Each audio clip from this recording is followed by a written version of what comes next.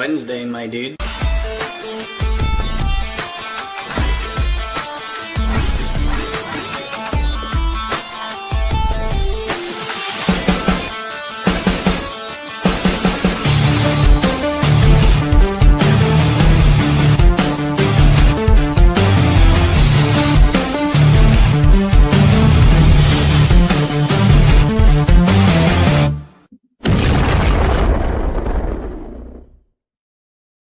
Hello, everybody. Welcome to the Punch Up Pod with Lila and Pat. Happy Wednesday, my dudes. How are you, Pat? My dudess, I am doing well.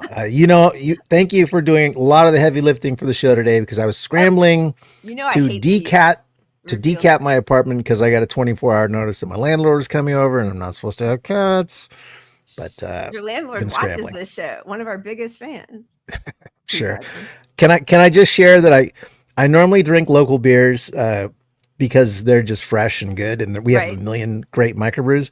Oh. But I found this label, and it's you can't see it very well, but it looks just like Tina Desiree Berg for one. No way.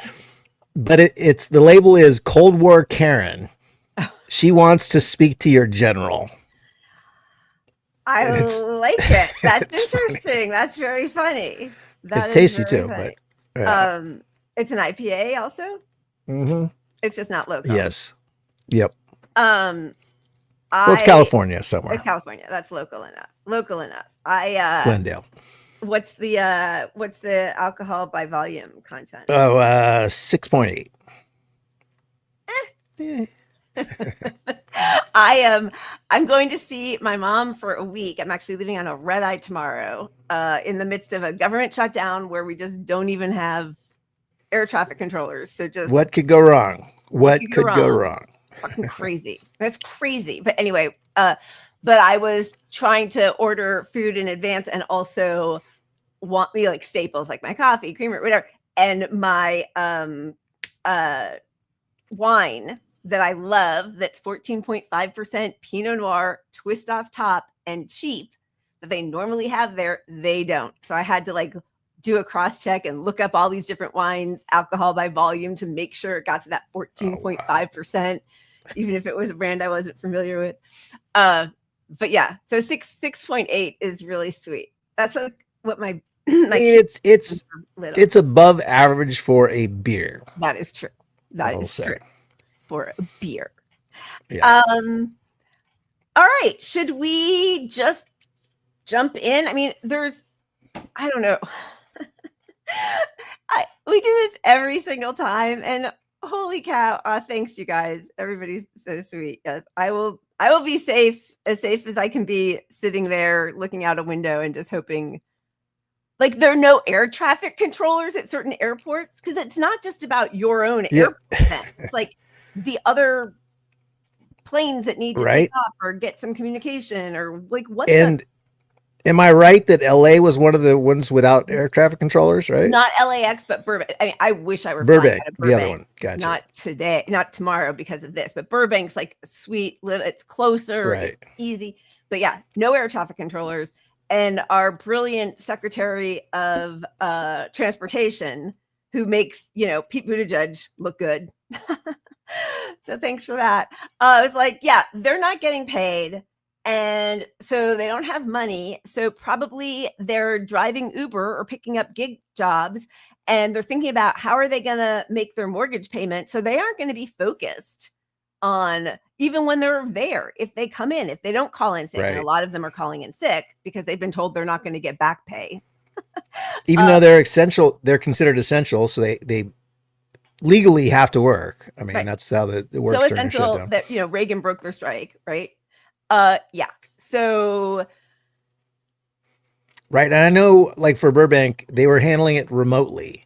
So what you got is some kid in his, not some kid, but like, it's just some computer stuff. They're like, they're playing a video game with planes bipping around and no eye contact in the sky, which clues them into a lot of like actual runway stuff and conflicts usually. Yeah. But it's great. Yeah, it's insane. It's insane. And that's also why the big airlines, big business, whatever, always wins, right? Because especially now, I'm happy I'm on Delta because I know that Delta has a bigger say in the different airports. They get priority when it comes to landing and taxiing up to the different, what are those called?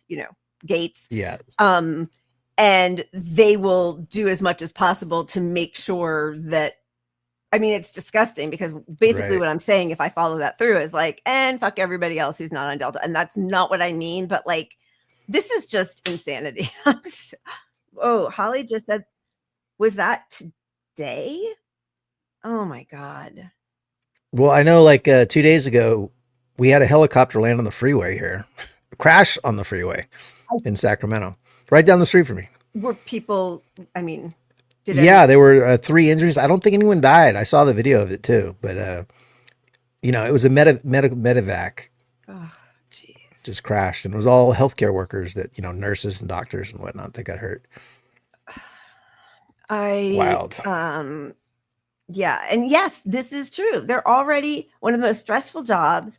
Add the financial stress, add the COVID brain damage, add the fact that there was some big push to make it to like reduce the numbers both of air traffic controllers and pilots so that you didn't only one pilot per plane. I don't think that's gone through, but it's just like, I mean, yeah, the idea that you have one pilot per plane scares the shit out of me because like that's my biggest fear is the guy has a heart attack. Yeah. That's why I won't go in a single plane with somebody with just I have a friend that became a pilot, and I got to say he's the worst driver I've ever seen in life too. So like that plays into it. But like the idea that something could happen to him and then we're just dead. I mean, I don't like that. I need another safety net beyond that. And then because of 9/11, you can't even get in. Like you couldn't even like rush the place and try to, I don't know, not that I would, but like maybe there could be one person there who, is there a pilot in the house? I don't know. Yeah. Yeah. And right, exactly. Meanwhile, in China, they're building the highest bridges in the world with theme parks and restaurants and cascading waterfalls that apparently change a 2-hour drive to 2 minutes. Oof. I want that. And look, we both live in California. It's a 7-hour drive to get to you in LA. Yeah. Like we can't, and I'm at the state capital of the state that is the 4th biggest economy in the world. Right. And we don't have a fast way to get to the Bay Area. We don't have a fast way to get to LA. We don't even have a reasonable way to get to LA. It's almost more expensive to take the damn train to LA from here. Really? Yeah. That's crazy. God, I know. It's ridiculous. Like, it's just ridiculous. We are, what is it? An oil company with an army? Like, truly, there's nothing else we do. Or we're an army with an oil company or whatever. But like, we are certainly not a functioning society. All right. Let's start with the only way things are going to get better, which are the people going out and making their voices heard. This was in Chicago. It's reported by Status Quo, and a retired National Guard member named Dion McGill is out there protesting this horrific invasion by Gestapo ICE. I'm actually a veteran. I was in the Illinois Army National Guard for 9 years. It's disgusting. We don't need militarization of our streets. Of the many things we need, we don't need ICE in our streets, right? I can name a million things we need: resources, money. None of it has to do with officers. None of it has to do with anything with a badge or a gun. We don't need more violence in our city, right? And being brought by the federal government. But it's just another step in this, this reign of terror that he's trying to bring in Illinois with his, vindictiveness and pettiness, and this reign of terror he's trying to bring to Chicago, and we have to stand against it. You know what I'm saying? Every twist and turn, everybody. And so kind of going back to what we just talked about, that's why I'm here. Lend my voice, lend my face, lend my body to stand for people who may not be able to stand for themselves in this moment, or people who are afraid to. And we have people across the city who are afraid to leave their homes. And so, I can leave my home, and if I come here and have to put my body on the line to defend my neighbors, be my brothers and sisters keeper, to me, that's a small price to pay. I mean, cheers to him and everybody who is out there protesting, because they're treated like criminals just for exercising their First Amendment rights. And also cheers to Status Quo for always being on the ground. Like they really, one of the few groups out there doing investigative reporting, which is absolutely essential. Yeah. Yeah. So cheers to all of them. Cheers to you guys. Hey, since we were talking about the ICE thing, did you see that one of the gang leaders in LA put a hit out on the ICE guy? No, that's excellent. Really? They put a $10,000 bounty on, like, I don't know, I don't know if it was a specific leader or what, but $10,000 bounty. So, I mean, that's kind of interesting. That is interesting. Mm-hmm. That is interesting. Cheers. I'm just cheersing one of those two stories we just talked about. I'm cheersing, not telling you which. I also thought it was interesting. First of all, I loved our interview with Anthony Aguilar. I mean, he speaks so well. He was so on point. He told us something that I hadn't known about before, that sports bar, which is like with the multi-screens playing all different scenes from the ongoing genocide while people, U.S. contractors and Israeli citizens cheer. It was disgusting. But I thought it was interesting, and maybe he just doesn't want to go there yet. But when I asked him about being arrested by police officers, here he is. And the woman he was protesting with, whose name I have once again forgotten, terrible, I'm so sorry, but she's been protesting for quite a while, also a veteran of the U.S. military, and being arrested by these police officers. And we saw that at the beginning of Trump's regime, people who were vets standing up at town halls and being arrested by just like security guards and police hired, cops at these events.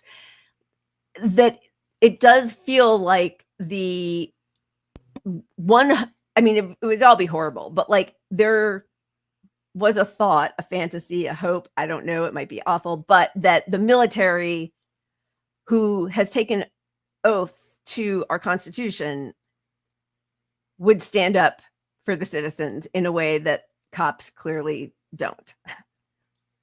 I'm not beyond thinking that can still happen. I think they're going to be, you can't just keep using the military in our cities against people. Like, you see how the public hates ICE. Now you want the public to hate the military in the same breath, we'll see. Yeah, it's going to be, thank you both. Yeah. Josephine, and I can't remember her last name, but yes. Yeah. Anyway, to see ex-military out there, because I do think, well, I shouldn't say that, because then a lot of ex-military go and they're contractors, and the way they speak about, Palestinians is truly despicable. So who knows? Okay, please make sure to like and subscribe and smash that notification bell. We are tacking on to the end of our show, our running scroll of all you wonderful PUP members. We are truly appreciative, but it just started feeling like we were saying the same thing over and over while we watched all of your names. So I hope that doesn't rankle anybody, but it's still there. It's just at the end of the show. And thank you all, as always, for your support. Please do make sure to like and subscribe and hit that notification bell. And leave a comment telling Lila she's right. That's all I ever need to hear. Yeah. That's what we need. That's what Pat really loves the most. All right, let's see what's going on. Yeah, baby.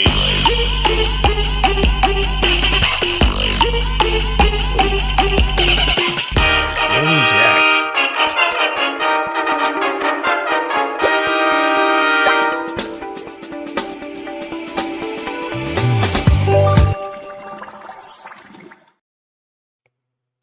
All right. Well, speaking of ICE, this happened in Chicago. A car pushed an ICE truck off the road.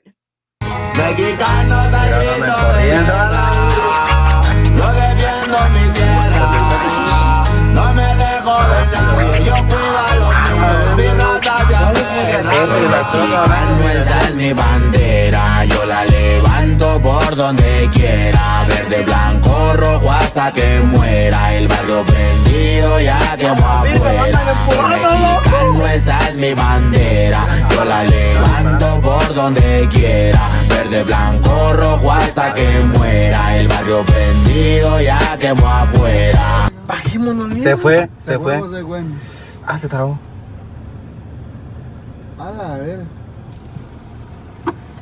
So they pushed that white truck off the road. Ahí lo agarraron ya. And other agents had to. They pushed that white truck off the road, and then other agents had to get out to help save them. But that's in Chicago, in a busy street, where like that's a real risk to do that and still hope to drive away, which somehow they did. Yeah, I hope they got out clear, and I hope that video didn't disclose the license plate or anything. You know?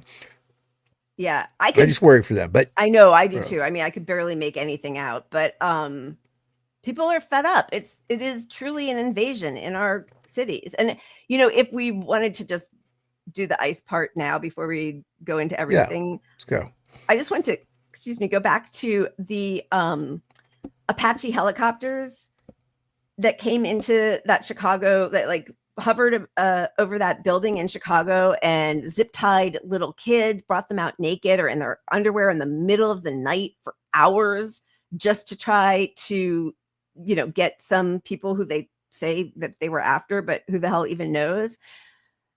The more that is revealed about that particular building, and then this instance happening more and more, is what seems to happen is the landlord, who's in financial trouble with this building, who is a slumlord, doesn't upkeep anything, calls ICE, terrorizes the people who are there. And that's a way to get them to leave. So we can jack the rent up on the new tenants. Or sell the whole building. Exactly. So, wow. Oh, wait, sorry, that's the wrong one. It's this one. South Shore residents returned to ransacked apartments after ICE raid. It looks like hell. And then when you go deeper into it, the leadership of this building traces back to Wisconsin-based investor Trinity Flood, according to public records. Flood is facing a $27 million foreclosure lawsuit for not making loan payments on 3 South Shore properties she bought for $18 million in 2020. The city also filed suit in February against Flood's LLCs for over 15 building code violations at the South Shore Drive property dating back to 2023, seeking that it be put under receivership. According to court records, the building failed its past 14 annual inspections, according to data from the city's Department of Buildings. Building throughout has fire extinguishers that are missing. All stairways are filthy with strong smell of urine. So apparently, just like our cops, this is a way to protect capital. They're going to terrorize citizens. And as people are mentioning in the chat, landlords are parasites, biggest scumbags. You know, I'm an electrician and do residential electric, and I get called to a lot of just really miserable living conditions that people are in. And you know, the electric and this stuff, we'll be called out there to fix one thing and I'll see like 10 problems. I'll be like, that's going to be a fire. That's terrible. That's, you know, and the landlord's paying the bill. So usually they won't even fix that stuff, but we always point it out to them because then they're on notice. And I'll tell the renters, I'm like, look, that's a hazard. I told you that. You get on them to get that done. I don't care who's paying my bill, but I'm telling you your rights, and that shit's not right. It's just so disgusting because also like we have, you know, I do agree that landlords almost entirely are parasites. We happen to have the one exception. They are amazing. And the second, it could be a Sunday night. If anything goes out, like right away the next morning, somebody is there to fix it or replace it. They're really amazing because they're not, you know, they're not like not corporate landlords. They're not. This is just the house she grew up in. Her dad passed away and she wants to keep it in her family. But so like she cares about this property and she wants it to be kept up well because it means something to her. And the whole thing with landlords that can allow a whole building to just go dilapidated like that. They have no investment or care in any real way apart from financial with these buildings or with the people, which is capitalism. Yeah, and in most states, in most states, renters don't have the same rights we do in California. So we have some of all the states. We have some of the best protective laws. Yeah. But still, they're going to do the bare minimum. If you're in a good renting situation, like my place is crazy cheap. That's why I'm sort of stuck here in a way. Yeah. I moved in when I went into grad school, so I could afford not to work at the time. Right. But like I don't want to call them and bug them for a little petty shit. I don't want to get on their bad list because I have such a good situation. And so this is where it meets undocumented people here. You think they're likely to call for stuff in their houses? And I think that's what I'm running into when I see a lot of these impoverished people, is that they don't want to raise the ruckus because they're not here, legally or something, and these landlords are predatory, and they know that. They know they're renting to people they didn't do, background checks, credit checks, or what, they know the situation. And it's like, hey, I can afford to just do nothing and just get your $1,200 a month for your studio apartment. So, this is where like the regulations, because so what happens when you let a building so decompose that eventually, what are they going to have to raise the whole thing to the ground? And then like when you think about what that does to the surrounding community, to the businesses, I mean, you would think that somewhere in there would be some guardrails. So it's like, this is our community. There have to be inspections. It has to be kept up. Like what happens? It says 14 years in a row they haven't passed their building inspections. What are the consequences of that? Where's the accountability? Right. Like, what's the point of having that?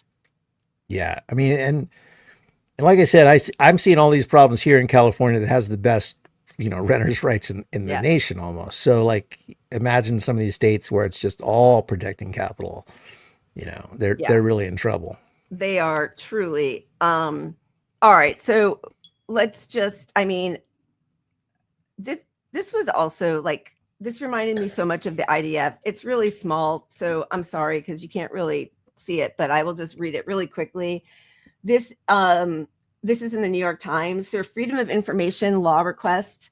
The Cayuga County Sheriff's Department provided the body camera footage from officers on the scene that day. This was in, I think it was in Los Angeles, but I'm sorry, I'm not, or it might have been New York. Sorry, that's not great, but no. Texas. Wow, look at me delivering fake news. I should have just read it again. Okay, so they provided the body camera footage from the officers on scene that day. In one scene, federal agents are discussing the conditions at the Central Processing Center in McAllen, Texas, better known as Ursula. One of the agents discussed his time working there. I would not let anybody out of their cells, so we did it in an orderly fashion, had them all lined up. It's bathroom time, or it's fucking brush your teeth time, or it's food time. Other than that, nope, your ass is staying in there, but you can't do that. I absolutely can. I need a phone call. No, you don't. I need to go to medical. Nope, you look good to me. The agent said, mimicking a conversation with a person detained. He continued to say that they kept the bathrooms inside the cells where people were held. They're animals anyway. That's what I would tell my kids all the time, said this agent who worked in the intelligence unit. And I think we read that. I read that a few weeks ago in conjunction with another ICE agent who said he's so upset about all the immigrants taking his jobs that if he sees anybody brown, he's just going to make sure that he bashes that guy's head to the pavement. Like, they are being conditioned, just like cops, to see us all as the enemy and the thing that's standing in the way of them having some kind of sweet life. And they're going to take out all of their frustrations, anger, hostility, aggro, everything. Yeah. It's really frightening. This notion that immigrants are taking your jobs, like it's so ridiculous. I mean, there's some industries like construction where, a lot of Hispanic people did come in and take jobs, but it's like they took the jobs because they're getting underpaid for these jobs. Like, it's not they didn't take your job Right. usually, because you wouldn't work for the rate that they're getting for these jobs. Right. And also, it reminds me of the drain the pool idea, where like white people during integration, like right after the civil rights bill passed, and there was like more of a movement to try to incorporate different communities together, they would rather drain the pools and prevent Black people from going in the same pool that they went into. Right. And then like it hurts them, I mean, I don't care at this point anymore, after they've made that choice, but like it hurts them also. They no longer have a neighborhood public pool, but at least they don't have to swim with a Black person. Same with healthcare. A huge fight. Obviously, portion of people who fight against universal healthcare when it was first introduced were white people who did not want Black people to have the same luxury of healthcare as they do. Yeah, it's obviously misplaced. This is where, when people say we should work with the right, it's like we should point out the true scapegoat is what we should do. We should not work with people that are racist, but we should say, hey, your anger directed at them is misplaced. They're not the problem. The problem's coming from the people that have the 1% of the money in the world that are choosing. The system is the problem, not immigration. And even on the immigration level, like so much of what makes American life good is benefiting from all this cheap labor.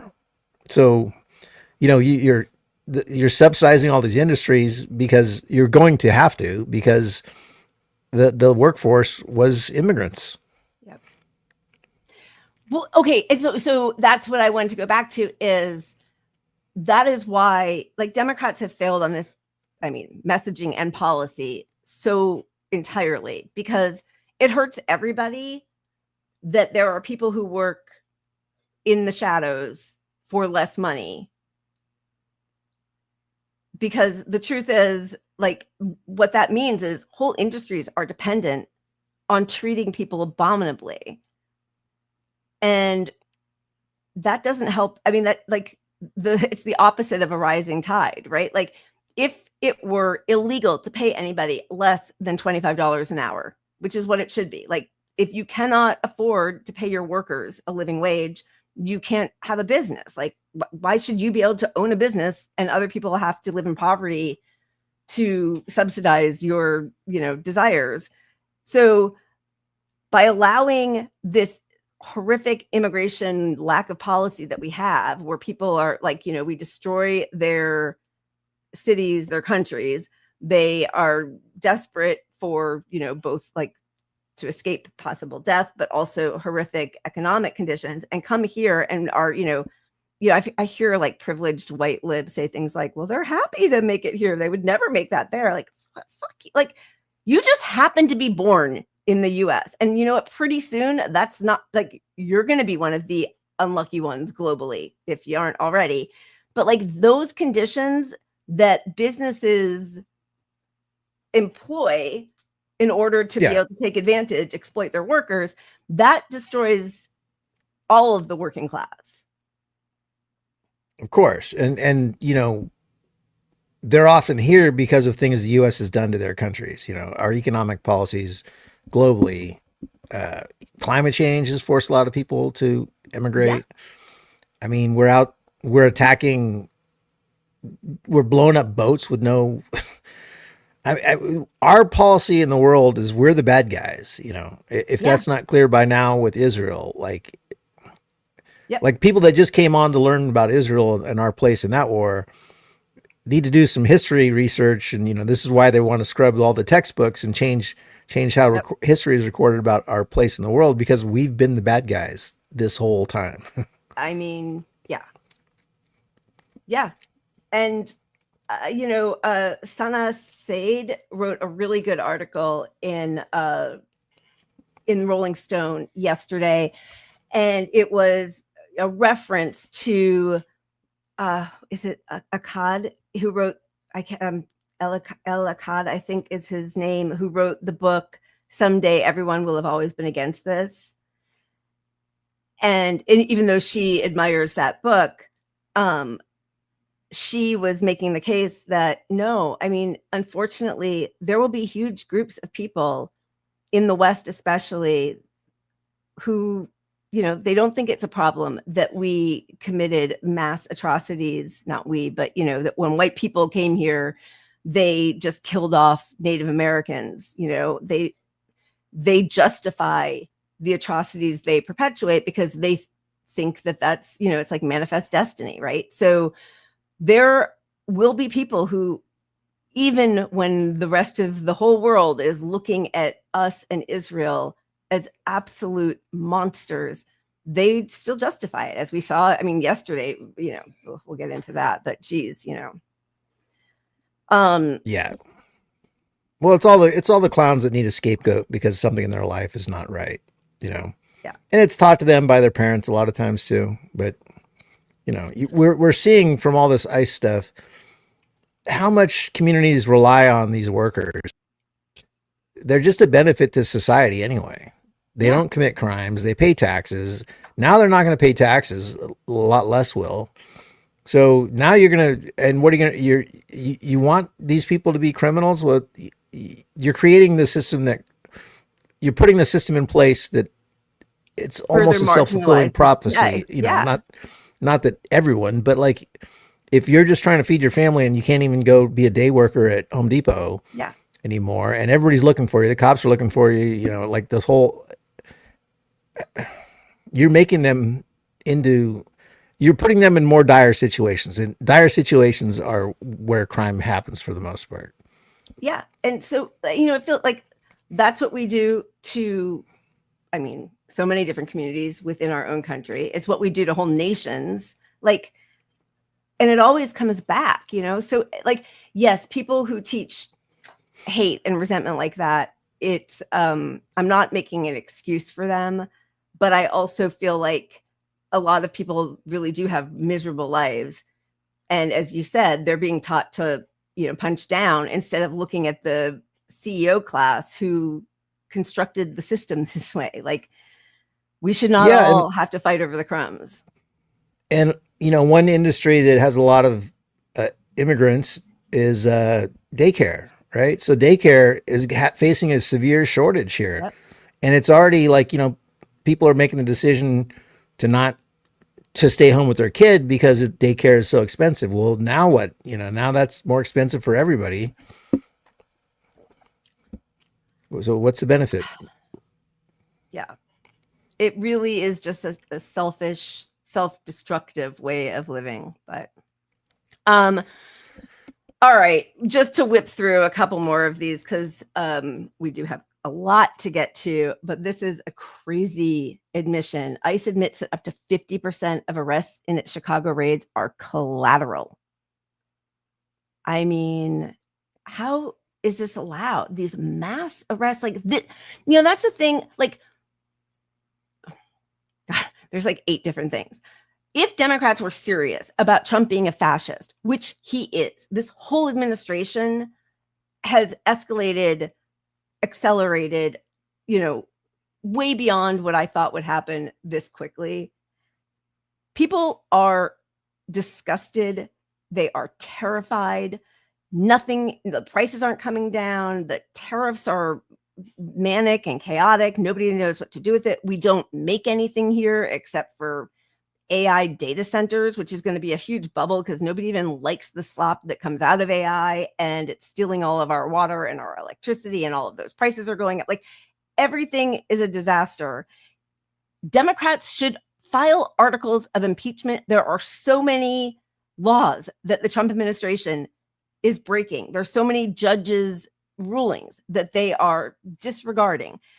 And instead we get like how is ICE, these goons in like dirty ripped sweatshirts, they're allowed to just scoop up little kids and be like, it's collateral for the one drug dealer? For there not to have been at this point in this ICE situation a major clash between a state and the ICE agents at this point is really pathetic. So we've got, you know, we got states saying, we don't support the federal agents coming in necessarily, you know, the recent stuff, but they're not really fighting ICE. That's a separate issue, you know. Yep. And that they should be fighting anyway, you know. But to not fight ICE, which is the arm of fascism, basically. Democrats, they're not on our side, is what they're saying with that. They have the biggest slam dunk ever to win back the people from this fucking dirtbag in charge. I mean, it's truly insane that they are still struggling so hard because they cannot relinquish that sweet, sweet cash from their donors. I mean, that's the only reason, right? I'm banning that idiot in the chat. Okay, good. Thank you. I know I've been watching and like, let's let him talk, but he's just annoying and he's a racist. So I don't, racism crosses the line for me. Yeah. You're not a free thinker. You're an idiot. Yeah, totally. So there is quite a bit of pushback, although, this was a journalist. They threw him to the floor for the crime of exercising his First Amendment rights. He was taking photos of ICE agents in a public area of a government building. And Google has made the decision that ICE agents are a vulnerable group, and they use this designation to delete that app that we showed the creator of it. He was a Jewish guy, the grandson of Holocaust survivors, who said that ICE reminded him of every story he had ever heard from his grandparents leading up to, extermination camps. And he created this app. It's sort of like Uber, but for, it's like Uber, but for where ICE lookouts might be.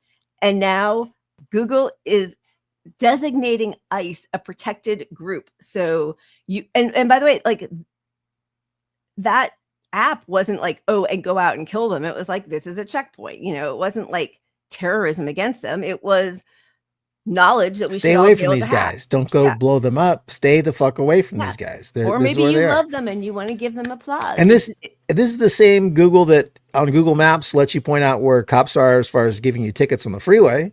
You can say there's a cop here. Yeah. Yeah. But not ICE. ICE is protected from all that somehow. Yeah, and that goes hand in hand with the tech bro takeover and with what we're kind of focusing on a little bit tonight, which is the people in charge, people at Google who declared that ICE is a protected class. They're coming after us for our speech about Israel and Palestine. So it's the same mix. You got Bari Weiss taking over CBS. That's the whole plan. At the same time, you got all these Israeli people saying, this is our plan to take over and censor anything bad about us. They're publicly saying it, and we're just all letting it happen, and Democrats aren't saying a fucking word. They are saying nothing. They're doing nothing.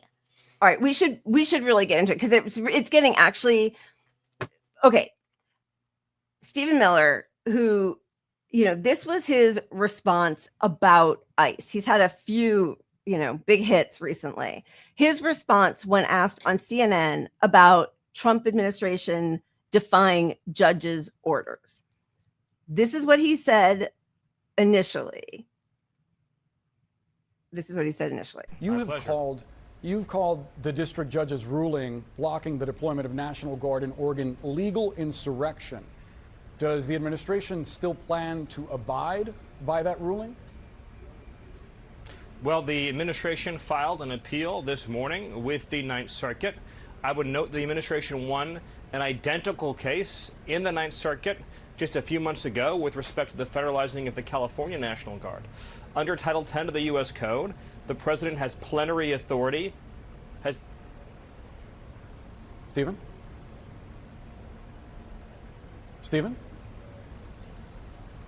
Hey, Stephen, can you hear me? It seemed, Stephen, I apologize. It seems like we're having a technical issue. We'll try to fix that and get back to you after a quick break. Stay with CNN. Yeah. Somebody realized what he said. Yeah. They said something in his ear. He shut up. And here's the disgusting part, because we know he's disgusting. We know Trump is disgusting. We should explain what that was that he just said, though. Oh, okay. It's absolute power, basically. That the executive had plenary authority or plenary power is basically unlimited authority to do whatever the executive branch feels is necessary. So somebody obviously spoke in his ear. CNN is not supposed to be part of the Trump administration. That is news. If you go either to the CNN website or to YouTube, they have now cut that part out. They start the interview later so that when he when he comes back, and then he has a whole bunch of gobbledygook about, different rulings in the Ninth Circuit. Why would they afford him that decent, it's like like a do-over. We're just going to wipe that from the records. Yeah, it's really damning, and it goes hand in hand with the tech pro takeover, with the CNN is pretending that they want to be more centristy and not appeal as too lefty, but it's anyone left or even center is against what's happening all over the world now. And so they're now sharpening they're siding with corporate power because that's all they've got at this point. People aren't watching. They're getting. Yeah. And also because they're all of our media is owned by 5 companies, and those 5 companies want to further consolidate. And so they have to look at this administration for approval. And so it's worth it to them to, it's worth it to the owners. It's worth it to the Miriam Adelsons and the Right. What's his name? Larry Ellison. But yeah. So, you would but so think just at some like you, point, a couple of the journalists would have a little bit of courage or integrity, or right? yeah, but that's where we're going. We've got the person at CNN that's in charge of, the Jewish, anything Jewish gets run through the CNN guy. Yep. I don't know who it is exactly. I don't remember, but then you're going to get another one. You're going to have the state actor there going, Yep. don't like it. They're not going to outright say you can't do it, but Yep. you know what happens if that guy says he doesn't like it, then Trump might tweet about CNN tomorrow, or, he stopped the merger, or, Yep. whatever. This is, and of course they all came running to Jimmy Kimmel's defense, and that was the horror show of, the attack on free speech. But the route to go, especially for these people who are making millions of dollars a year, is to have some class solidarity, because they are not actually mega company owners, CEOs. They are millionaires, which puts them far above most of us. But they are disposable, and they should all, band together and fight against their corporate overlords. It doesn't, nobody cares if one person loses a job, but if all of the pundits and all of the newscasters and this is going on now for a long time, they have to be aware of it. And more than anybody, they are those frogs in the boiling water, because I don't think they're totally aware of how deep they're in, and also how disposable they are to the people whom they're working so hard to protect. I don't even know that talking head guy's name. What he should do is make a vocal tweet or something, or get on his show the next day and be like, I can't believe it. Stephen Miller, who's basically running this administration and this Gestapo ICE, said that they have unlimited power to do whatever they want, no matter what the federal courts say. That's despicable. My network cut that out when they're showing it. Yeah. It reminds me of MSNBC. What's the guy's name who was Rachel Maddow related? Lawrence O'Donnell. Chris Hayes. The other Chris Hayes. So Chris Hayes, he was active on Twitter for a while, and on Twitter he would actually talk once in a while to people who asked him things, and he used to like to say that things were we would cover Medicare for all, but it's not popular. He made it all about ratings, right? Right. But that's where the whole narrative falls apart, because none of it's ratings. That's why they stopped covering Bernie. Yep. You know, they got the orders from the top. The country's pro-Palestine. If your news station wanted ratings, you would be pro-Palestine and go aggressively at them. The country's against ICE. Yeah. You would be against ICE completely. You would talk about Epstein. You know, you would not cover up and remove a section of your show that makes the current administration, that is the fastest piece of shit, look better than they are. Yeah. You would lead with that. You would lead. Miller says some fucking Nazi shit live at 11. You know, I mean, like. Yeah.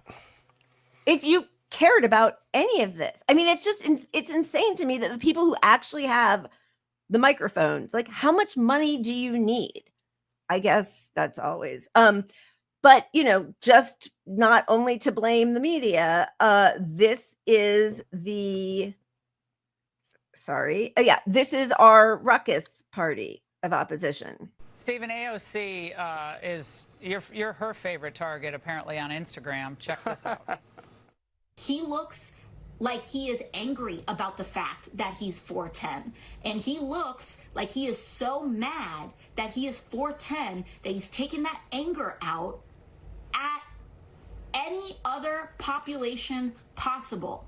Like, laugh at them. Laugh at them. Like, laugh at them. Laugh at them. I wish I had a hoodie on. I mean, are we trying to play sorority sister as elected official? I don't know. I was at a sorority over the weekend over in Texas. I felt like I was back at the sorority house, except they had more sense. Stephen, quick response. Well, we knew that her brain didn't work. Now we know their eyes don't work. So I mean, she is a mess, right? What a train wreck. What a train wreck. I think you should just get a hoodie. You should just wear a hoodie from now on and respond to her in a hoodie. It should be hoodie to hoodie. Stephen, yes, thank you so much. Yeah, go ahead. I think the important point is that every time she's on TV, Republican approval ratings go up, Democrat approval ratings go down.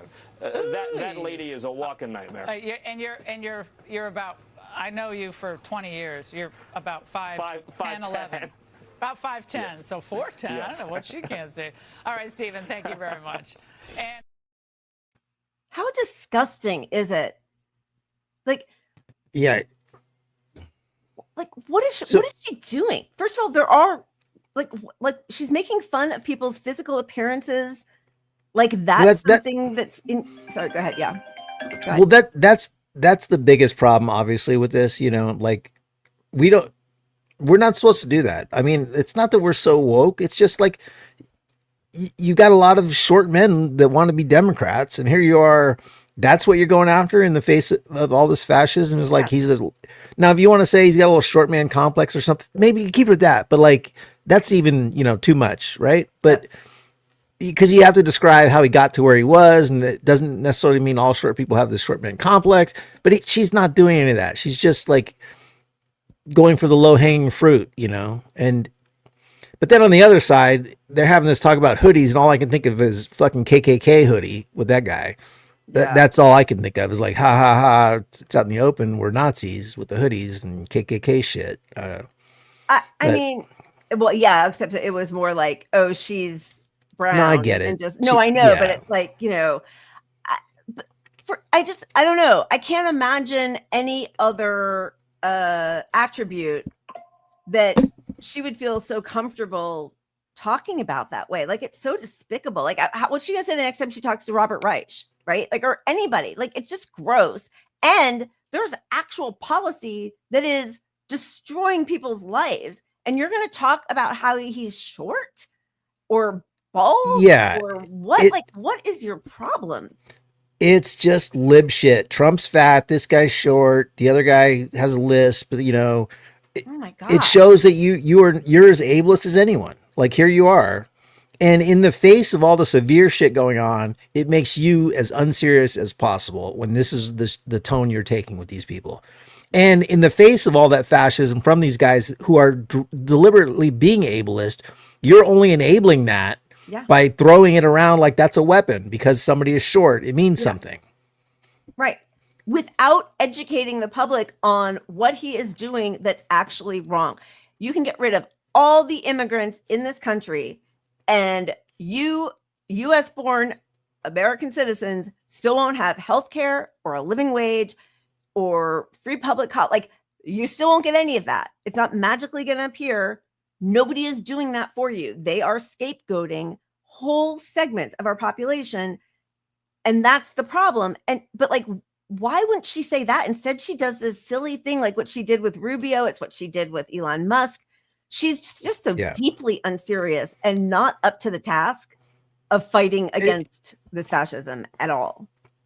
And the other piece to it is like, look, they're right. When she comes out with these little things like this, it is fuel to the right that you're an idiot. Yeah. Yeah. When you have your next speech about that's real about income inequality and people are on board, the right doesn't care. They're like, you're making short jokes. You're in bed eating chips going, oh my God, this is fucking crazy. What's going on here? And it's just not serious. It doesn't present it as a serious threat. What's happening right now. Yeah. I mean, it's really like people are this guy was shot so many times and he's just like at a protest.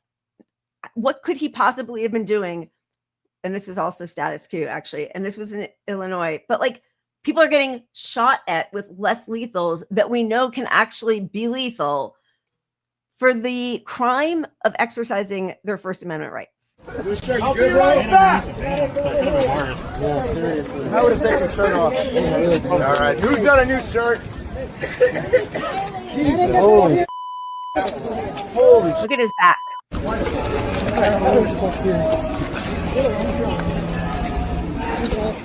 He's trying to shoot me. Look at you, David. Snipers on the roof. I mean, it's insane. Get the quit your job.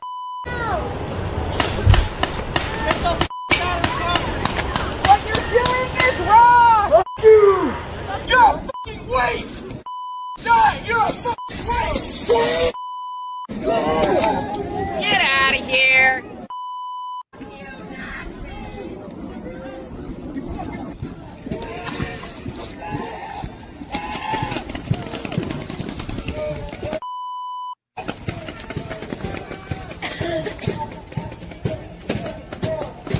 The footage where you hear something whizzing by me, those are like sting balls or pepper balls being shot from a sniper that was on the roof. Pepper balls being shot from a sniper that was on the roof of the federal building where ICE is operating out of. They had a guy on the roof shooting tear gas canisters and these sting balls that were just whizzing by. And thankfully, we had to duck. They were shooting at press, anybody. It didn't matter. Press, protesters, they were just shooting. And we actually had to duck down a couple of times because they came right over our head. One press got hit in the face with one of the sting balls. I got shot in my hand. It's a little bit swollen. So that's what's going on here. Like, press is having to wear gas masks just for and like, Kevlar vests. I mean, and we're gonna and we've shown over the last year or two so much footage of press being targeted, and this is where it connects also to their IDF training, to why the brutality over there is happening here. It's normalizing attacking the press. The press is the enemy. The wrong press is bad, and capitalism wants all press fucking suppressed. Yep. And our media is doing everything possible to concur with that estimation of the fourth estate. Like, it's just phenomenal. That declaration or whatever the hell it was where Trump came out with a little over a week ago about who are terrorist groups. Right. Now, how does the press not fucking cover that? The press is not covering that. Democrats aren't saying a word about it. You are not fighting fascism if you are not pronouncing publicly how awful that is and what a terrible step it is to designate to label anybody who protests as a terrorist.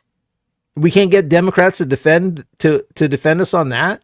I mean, these are the guys I'm supposed to vote for.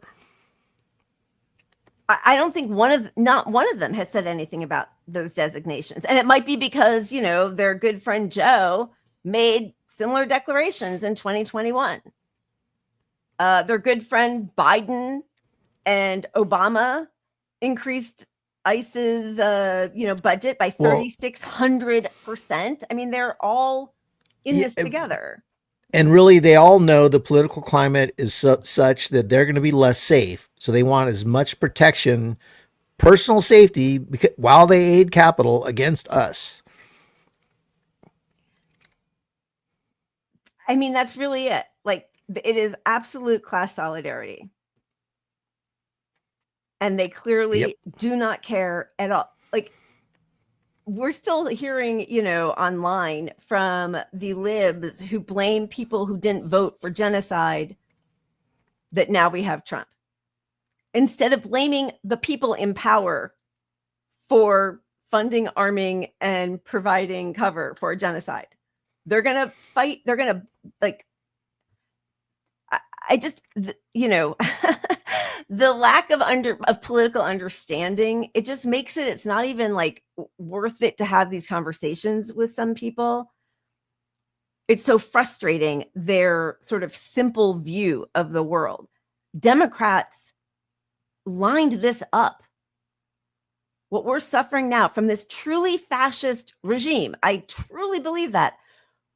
If we all had so much power, Kamala and Biden would have fucking listened to us. Right? They wouldn't have in 2016 and then 2020 kneecapped Bernie. Not that he's turned out to be so great, but I'm just saying they don't care about the fascism. They're fine with it. The system is working exactly as it was intended. Yeah. And I think the problem is, when we think about, it's not about change. It's not even about having these conversations with centrist friends and changing their mind anymore. Right. I think that's what we're all down to. It's about what are we all who are aware of what's going on going to do? Because there are so many of us right now, we don't need to change people's opinion that we should have healthcare in this country at this point. Right. We need to do something to force them. We need an action that's stronger than a sign in your yard to get shit done. In this house.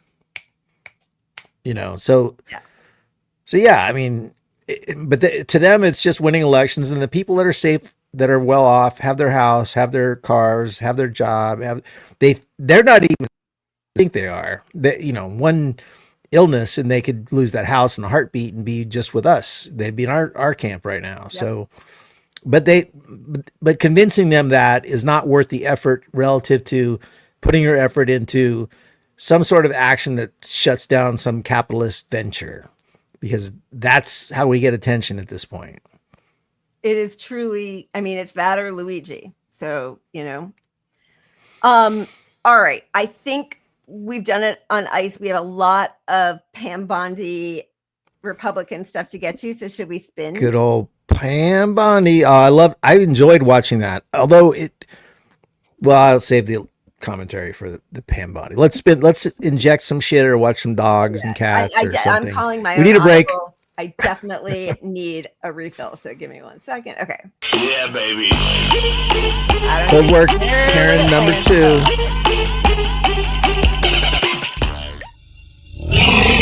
All right. You picked one? You got one? Are you like? I do. Yeah. Sorry. Okay. Cue it up. Rock it. Wait. Okay. All right. I could pick. I don't know, you got because one? I have a few, but I'm worried that you guys won't find it. You pick. Pick the most offensive one. Is there one Really? that's offensive? I mean, want dogs being offensive? gross. Dogs being gross. I'm gonna executive decision. Okay. Good. Love it.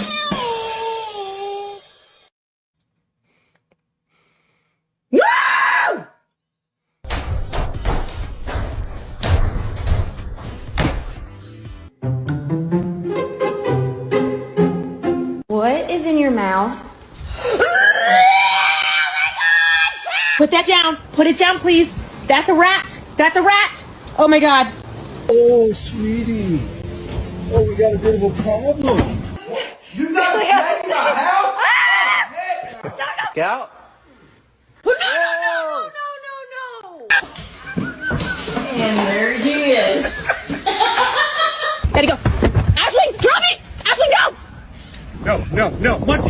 Munchie! Oh my god. Oh my god. Oh my god. Oh my god. No. Oh no. Oh no. I ain't never in my life seen a donkey and a dog be best friends.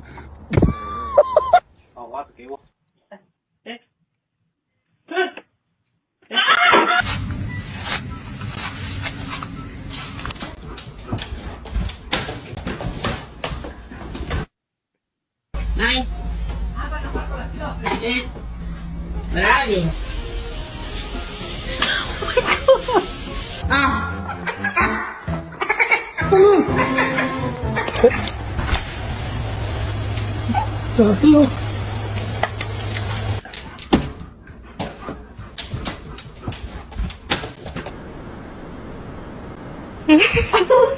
Carter came to the sliding door, and now him and Brooklyn are having a staring contest. That's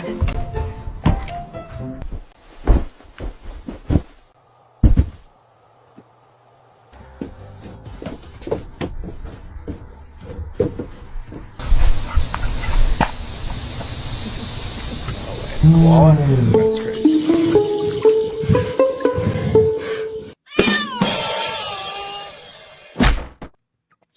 I wonder where the one with the hippo happened, because that's crazy, and hippos are really mean.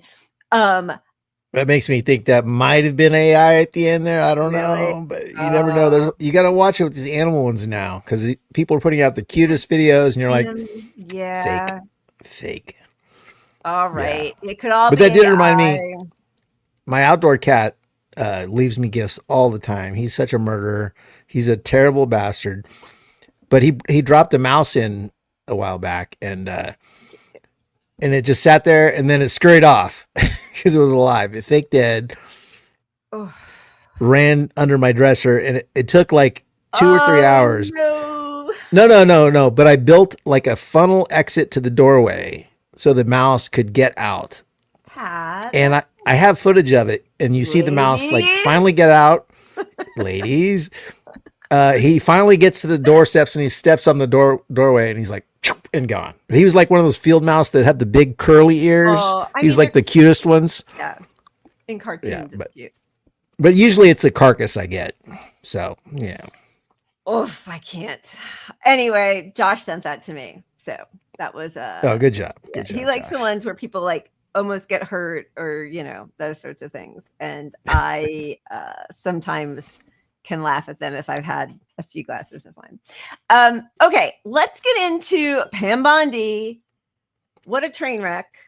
But the whole thing's a train wreck. Like, it doesn't matter. You have, Jasmine Crockett doing her whole attitude to people. You have, what was the guy's name? Sean Mullen or whatever, like saying he was going to get a fight with the union, the UAW guy. Like, it's just like, this is Jerry Springer. We are in, but it's like real life and death consequences.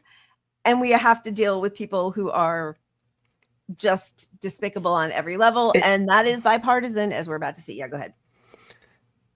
Well, my takeaway from watching a lot of the hearings, I didn't watch the whole thing, but I watched a lot. And look, she's awful. She's obviously obfuscating, answering these questions. Right. But Democrats are terrible at exposing her. Like they're so feckless. It's just a dunk level fest. It's like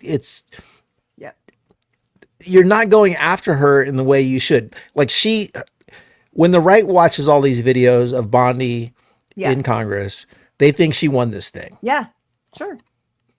Right. And nobody thinks Democrats won because they suck. And they're clearly trying to hide their own culpability in many of these issues. So they can't come out as forcefully as anybody who wasn't palling around and raping children would be able to do.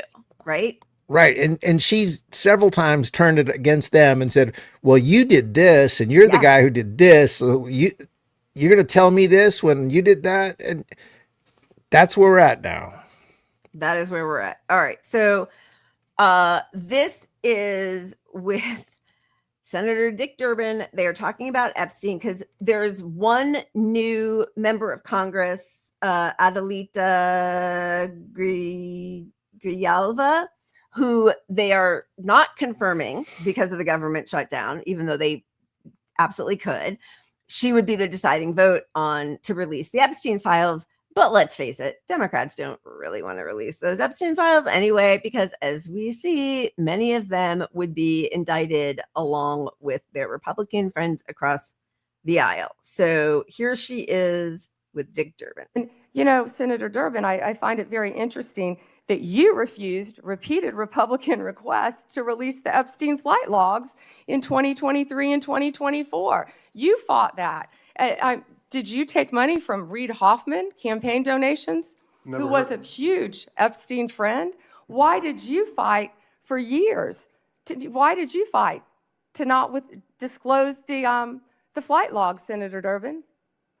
I can tell you I did not refuse. One of the senators here wished to produce those logs, and I asked her to put it in writing, and she never did. Yeah, I think Senator Blackburn would quarrel with you on that. Well, I will quarrel with you as to Reid, somebody that you mentioned I never heard of. Reid Hoffman. So who gave the order to flag records related to President Trump? Never heard of Reid Hoffman. To flag records for President Trump? To flag any records which included huge his name. Democratic donor. I'm not going to discuss anything about that with you, Senator. Eventually, you're going to have to answer for your conduct in this. You won't do it today, but eventually you will. I yield, Mr. Chairman. Mr. Chairman, since Senator Durbin referred to me, I would really appreciate the opportunity to correct the record. Proceed. Because Senator Durbin knows I repeatedly asked for those flight logs. I brought up the subpoena. You even shut down the committee because you didn't want that, and you know I submitted that in writing, and you continue to misrepresent that, and I am not going to let that record stand. Okay. Mr. Chairman. Go ahead, Senator Durbin. I just want to make it clear that the reason the committee business ended was that your side invoked the 2-hour rule. Point number 2 is I asked you if you wanted any documents like flight logs to put it in writing. You never did. Yes, sir, I did. And your staff knows that I did. No, we'll submit once again send me a copy the information to you. We've done that several times, but we'll be happy to once again send it to you. I think your staff doesn't show that to you. So Reid Hoffman, the founder of LinkedIn. Reid Hoffman, the founder of LinkedIn, was one of Kamala Harris's surrogates. He's the one who's a multi-millionaire, said that that they were going to get rid of Lena Khan. It was like the only good thing about the Biden regime. He is a huge donor to the Democratic Party. And to act like you don't know who he is, he spent the night on Jeffrey Epstein's pedophile island after Epstein was convicted. Everybody knows who he is. For Dick Durbin to sit there and say, who's Reid Hoffman? He's one of the biggest donors to the Democratic Party. And he was a surrogate for the lady who just tried to win the presidency. Like, what are you even talking about? Clearly, he was part of this cover-up, which they all are. Both sides are. That's the wild part about this, is that they both use it as a political weapon, and they both don't want it released, and they both know ultimately they control the power, so it's not going to be released.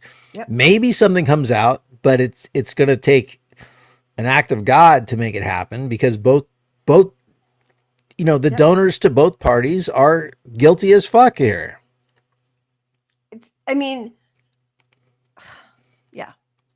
Okay, so it's just so disgusting. Meanwhile, like, children were raped several times a day, and nobody is talking about that. The deal came, I guess the Supreme Court refused even to see the appeal from Ghislaine Maxwell's lawyers, and now Trump again is floating that maybe he's going to pardon her. I mean, nobody's talking he's like, about I don't know anything about it. Maybe we'll look at it. I don't know.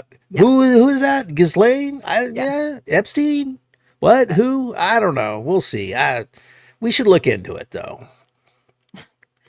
Like they are literally everyone in power is playing us like we're the dumbest people on fucking earth, and we're not paying attention to this.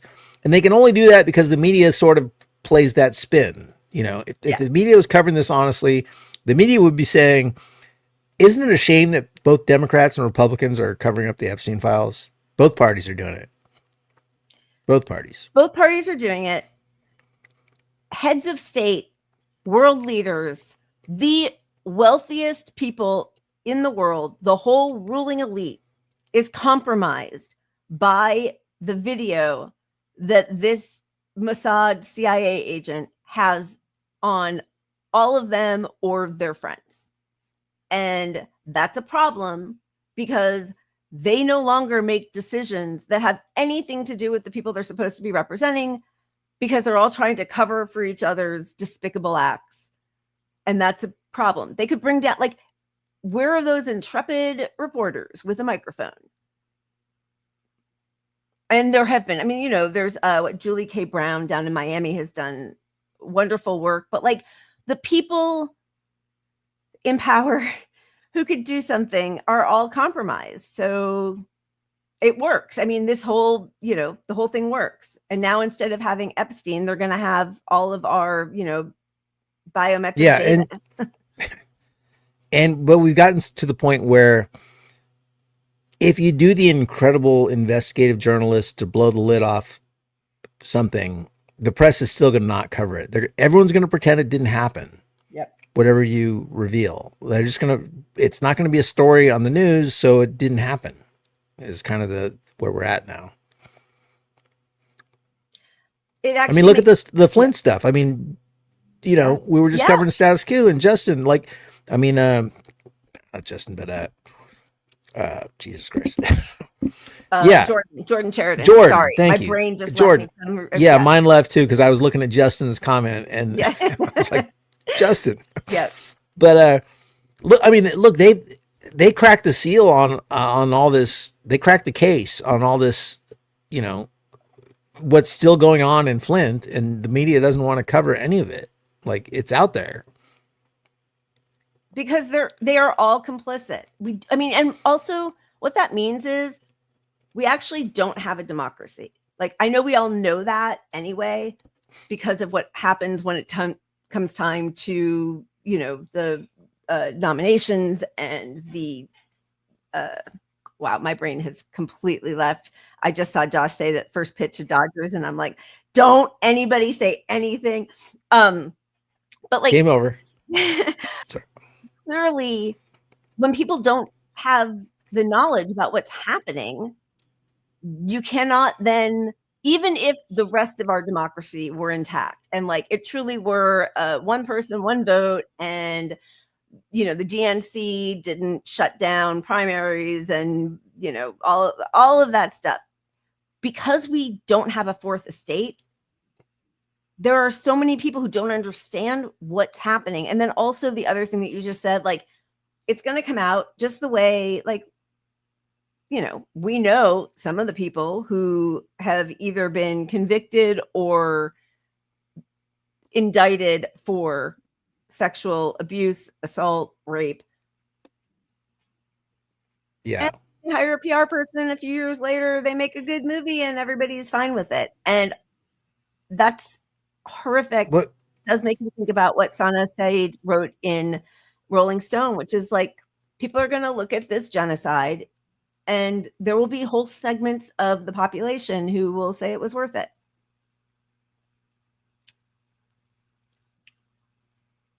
And we've just allowed fascism to take hold to such a level, right, that there is no consequence. Like Trump could pardon Ghislaine tomorrow, and it wouldn't change the politics at all. He would be less popular with his party, but his party would still support him. The networks would still kiss his ass because they have money on the line for them approving merger deals. So they're not going to give this a lot of negative coverage. So, you know, wait for fascism anymore. We are in fascism right now. Yes, 100%. 100%. And I mean, here, just to go back to something that AOC could have said if she took this as seriously as she should. Here's another example of Stephen Miller talking about like re-education in our public schools and destroying the Department of Education and only financing schools that engage in their version of re-education. Children will be taught to love America. Children will be taught to be patriots. Children will be taught civic values for schools that want federal taxpayer funding. So as we close the Department of Education and we provide funding to states, we are going to make sure that these funds are not being used to promote communist ideology. For any nation to be successful, it cannot teach its children to hate themselves and to hate their country. So these are a few of the areas in which President Trump has fought the cancerous communist woke culture that was destroying this country, where we were led to believe that men were women, that women were men, that racial discrimination was good, that merit was bad, and that safety and physical security mattered less than the feelings of liberal ideologues. I don't know. I feel like I'd address that. And yeah, Macarius just said they're going to use AI to replace education. They are. And again, like, there's no point in being like, oh, you're all such hypocrites. But the same people who were upset about the lockdowns and remote class because it wasn't fair to poor communities or Black and brown communities, who overwhelmingly said they wanted to have remote options because public schools are completely dilapidated and disgusting for the most part, so they aren't safe. And when they get sick and then their whole family gets sick, then people can't go to work, and then they're really like close to being homeless or without food or without healthcare.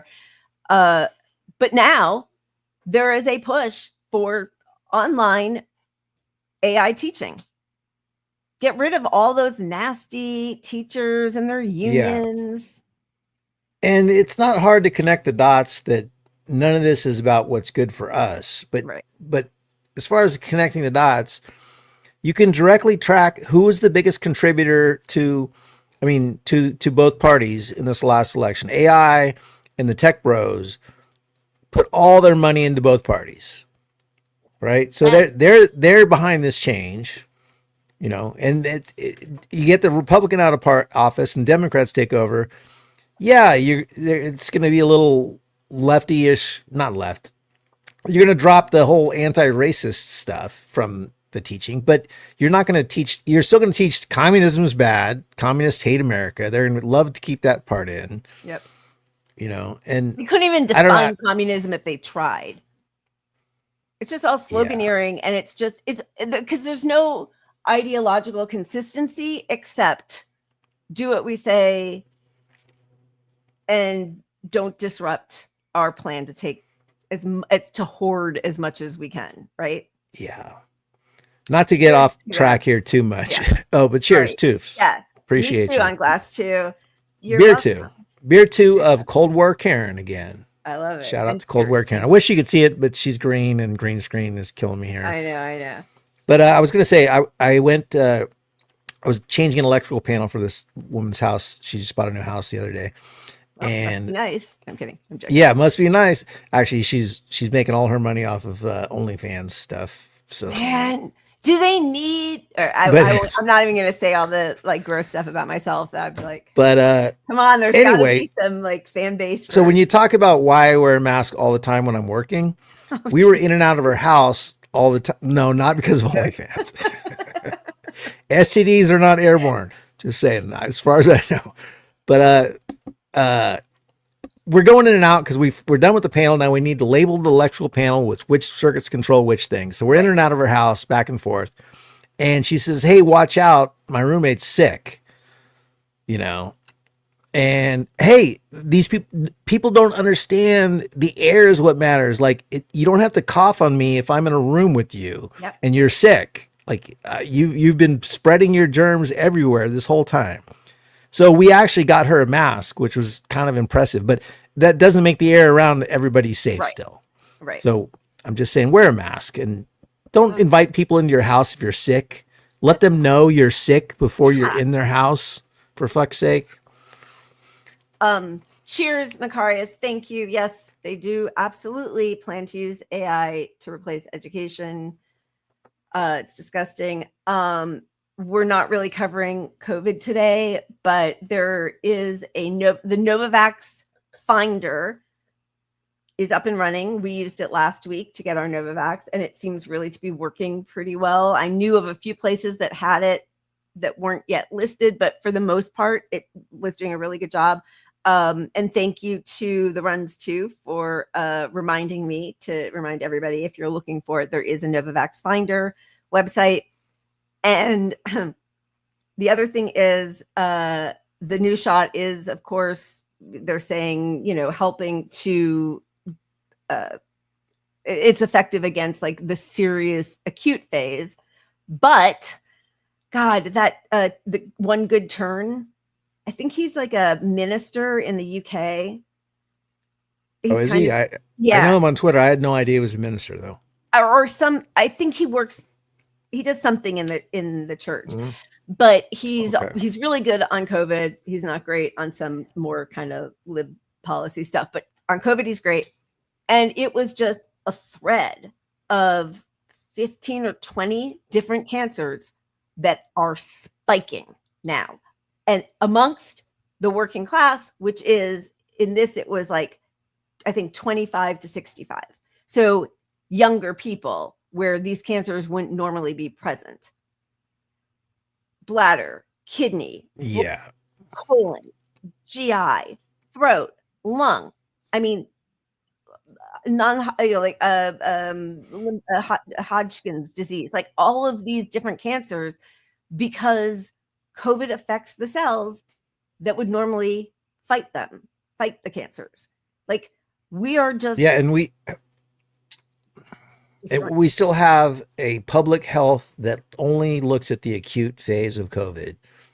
They monitor the levels of how much it's around you. So, but if you were looking at the long-term effects and the cancer-causing qualities of this, you would not think rates are low, so go get cancer. Right. Like it's not. If the public knew of the long-term effects of COVID, they would react. I mean, I know a lot of people wouldn't at this point because of the misinformation, but like honestly, if all of our public health organizations came out and said, "Holy shit, this is literally AIDS. Watch out. We need to do something. Airborne Sorry, we misinformed you for years, but now we know." I was looking back at that video from the World Health Organization in February 2020 when Tedros says it's airborne, and then get something like a little note and something in his ear, and then says, no, it's not airborne. And then right after that, everything inside of World Health Organization, Davos, everything, they purified the air, they had ventilation, all of it. And director of demonetization, same thing happens. Like whenever I wear a mask, people are like, "Oh, are you sick?" I'm just like, "No, I don't have time to get sick. That's why I wear this. I don't want to get sick." I mean, my go-to for the last 2 months or so has been, "Hey, did you know 1 in 25 people have COVID right now?" And they're like, "What the fuck?" Yep. I'm like, "Yeah, 1 in 25. So I don't want COVID. I can't afford it." No. That's kind of where I leave it. And they don't, at that point, they don't go, pfft. They just think, he's probably lying to me. It's probably not 1 in 25. He's lying. Right. That's what they think because there's no discussion about this. In some places it's even higher. Yes. One good turn who was the one who had that thread. Thank you, Susan. And also I saw that mask mandates are coming back. I thought it said in Sacramento in medical facilities and hospitals.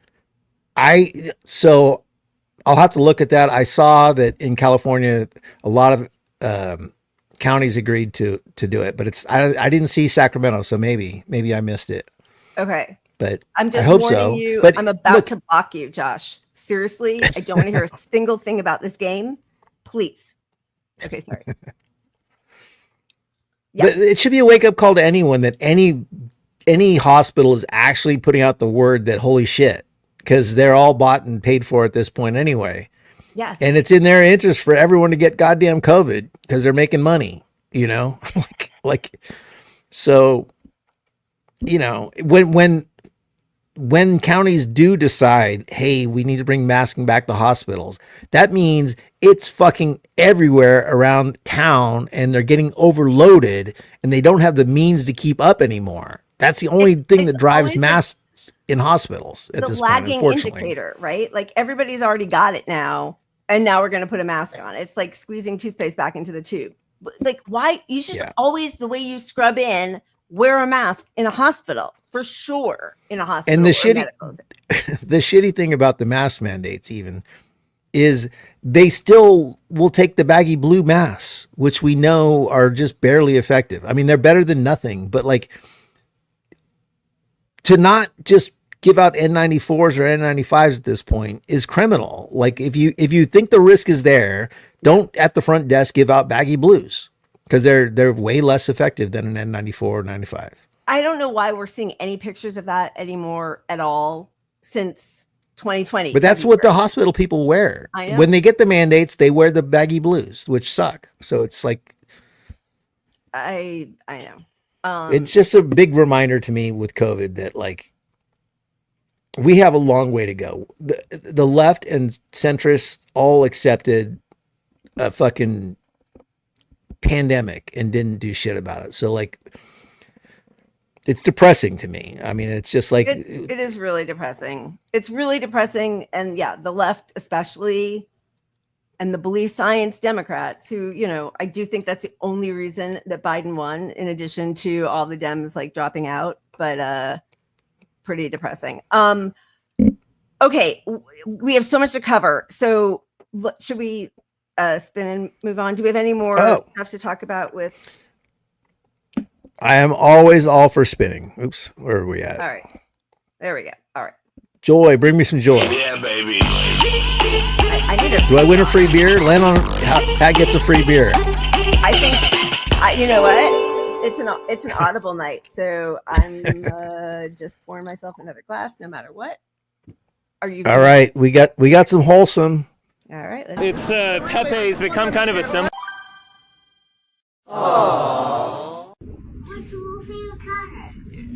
I'll give you some hints. I want you to guess. Okay, I'm a green sea turtle that loves to grub on the green sea grass. So, Hattie, what do you think my favorite color is?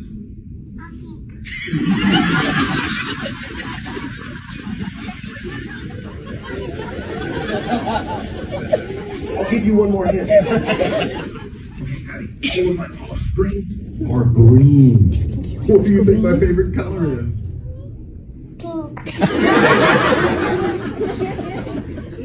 Yes. Yes, you're right. Hattie, what's your favorite color? Green.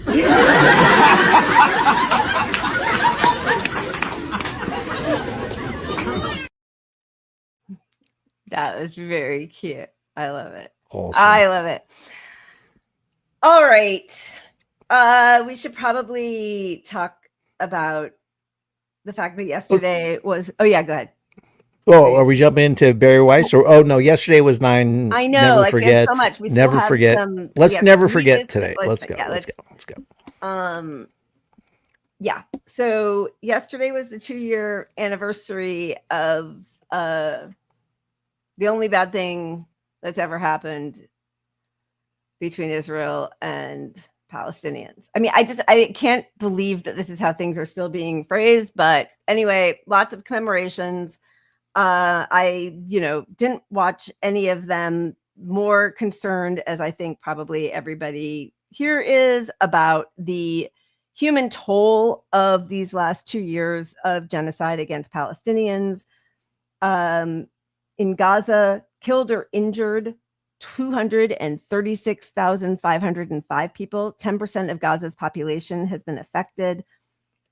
80% of deaths are civilians. In the West Bank, no Hamas or hostages, killed 1,048, injured 10,320.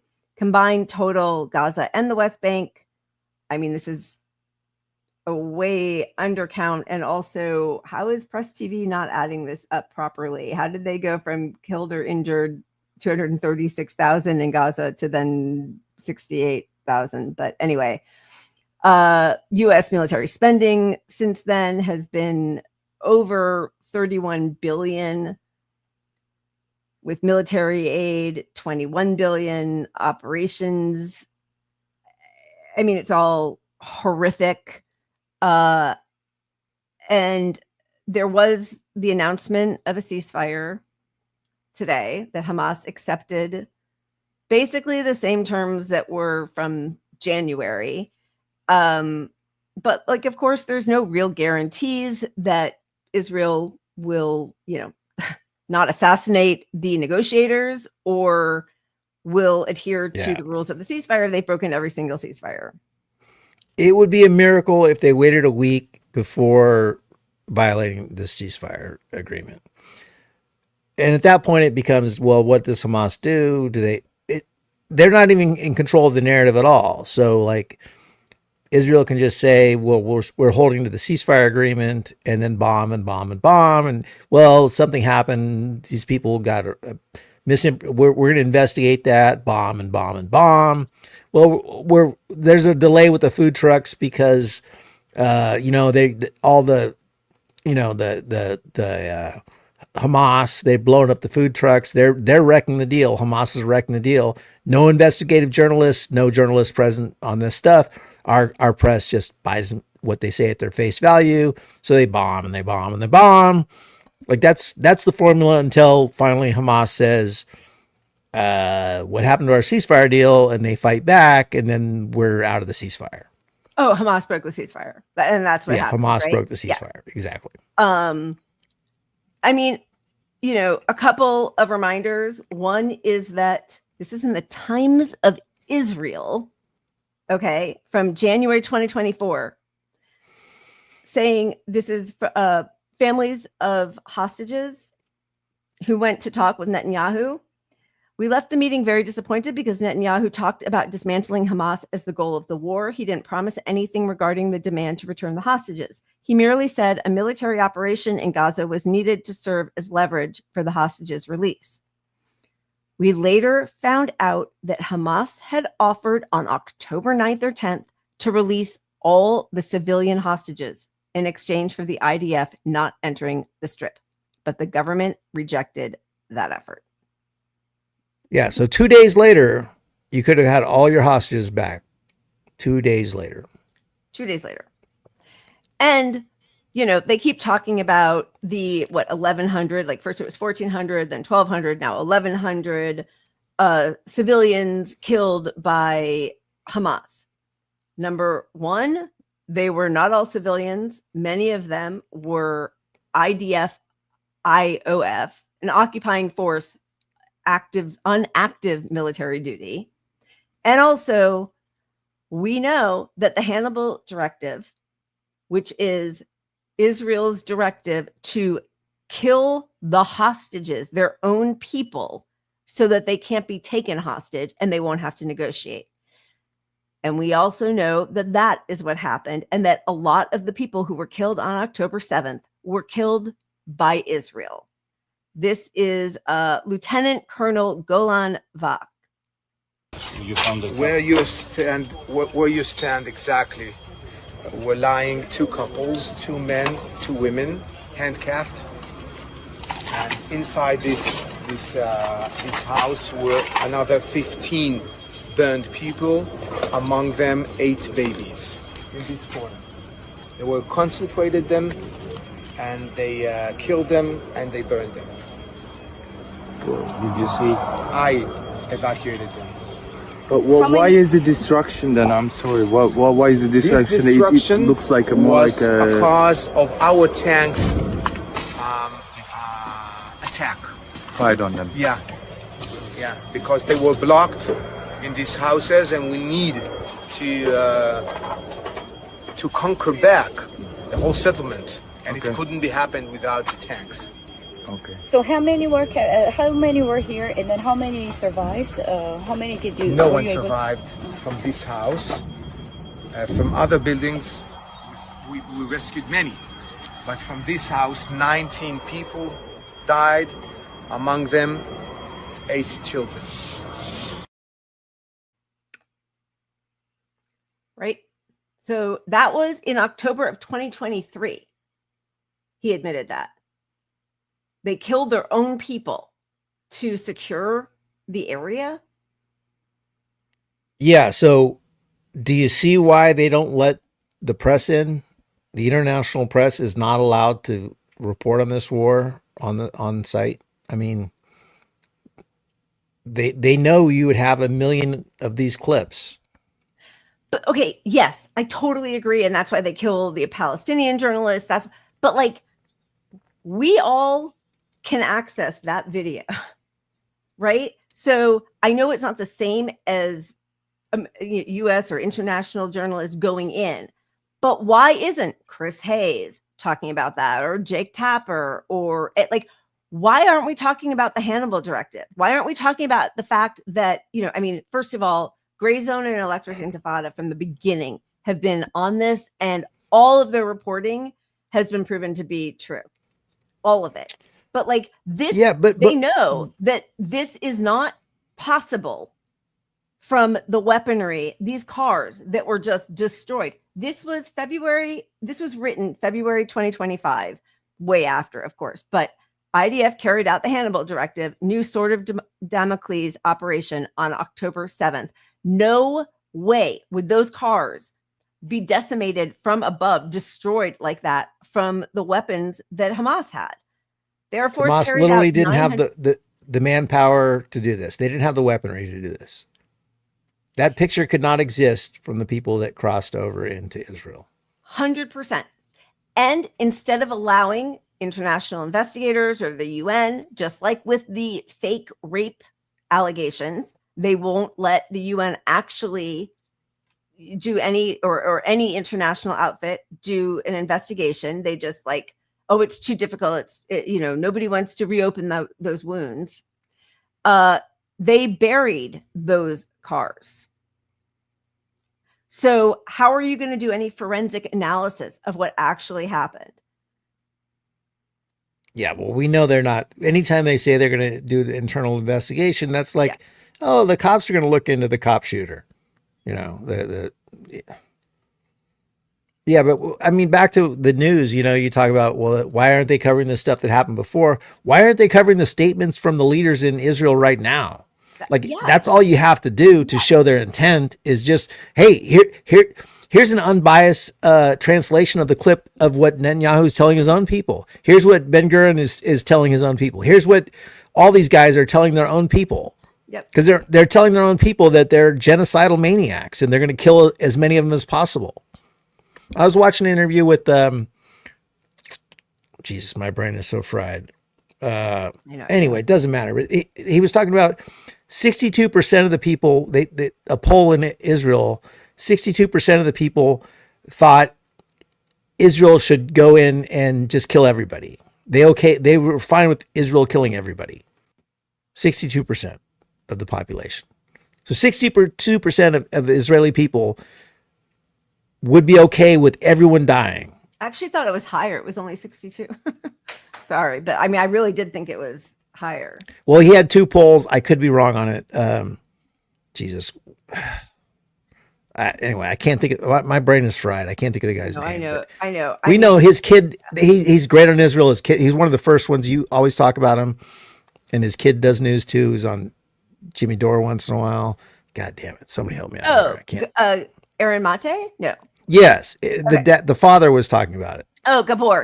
Gabor Mate. Yeah. Gabor Mate. Yeah. Sorry. I was half listening because like 15 minutes ago, Josh wrote, does Lila want a shrimp egg roll? I said, yes, I got nothing. And then I'm also reading comments. So I'm like a little ADD here. I want some egg rolls. I know. Someone DoorDash me some egg rolls. Instead of being members, we should have a DoorDash link. Somebody could send us beer and food, and we'll just keep the show going all night. Yeah. Holocaust survivor, Hungarian refugee, Gabor Mate. Yeah. It's and here's the thing, and this is why I don't know that we're even going to get to some of the statements, including Zoran Mamdani, who continues to not impress. there are generals in Israel who are very clear that Hamas and Palestinian freedom fighters, resistance fighters are doing exactly what Israelis did and would do. And like, of course, that's how any group of humans fighting for their liberation is going to act. We don't talk about Nat Turner's slave rebellion or the Warsaw Ghetto's uprising as if that, like, oh, that's the day World War II started. That's is the Warsaw Ghetto uprising. History didn't with that. I know we have a lot of stuff, and I'll stay long. I was trying to keep this to 2 hours, but I'll go over if we have to. I don't care. Just talk faster. Faster, louder. I'll just talk faster. Less pup clips. Less. But I do want to show those guys, the Israelis that are admitting, what they would do. I think it does matter. So I'm glad you pulled those clips. Those are really good clips. Wow, you're right. Look at that. Wait, are you talking about the former director of Shin Bet? Yeah. Well, there was a couple. You had a couple of them that you pulled. Okay. I hope. Okay. If you were a Palestinian living in the West Bank or Gaza, what would your view be of Israel? I would fight against Israel in order to achieve my liberty. How would you fight? How dirty? I would do everything in order to achieve my liberty, and that's it.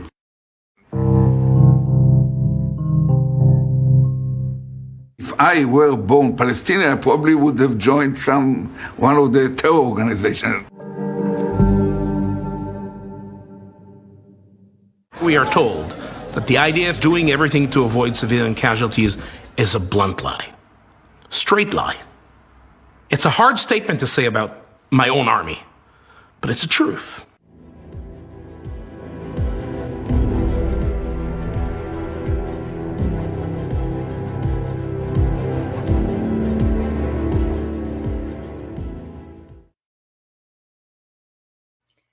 The rest of the world, there's 195 countries in the world. 185 of them do not consider Hamas to be a terrorist organization. And by the way, fighting for their liberation is 100% their right. Armed resistance is their right. And Israel does not have a right to defend itself against the people they are occupying. Of course not. It's ridiculous. I mean, look, when we talk about the media, like, yes, of those 195 countries that agree that Hamas is not a terrorist group. All right. So their media is better than ours at showing the truth, right? So we have to admit we are getting the most misinformation in this whole deal, next to maybe Israel, because we're such a big player in this. So the first countries you see abandon the U.S. in this effort, they're less invested because they're not a part of it. So, and we're like peak capital, where what we're doing as a government affects us financially. It's all tied in, and the press is subservient to our government more than any other country.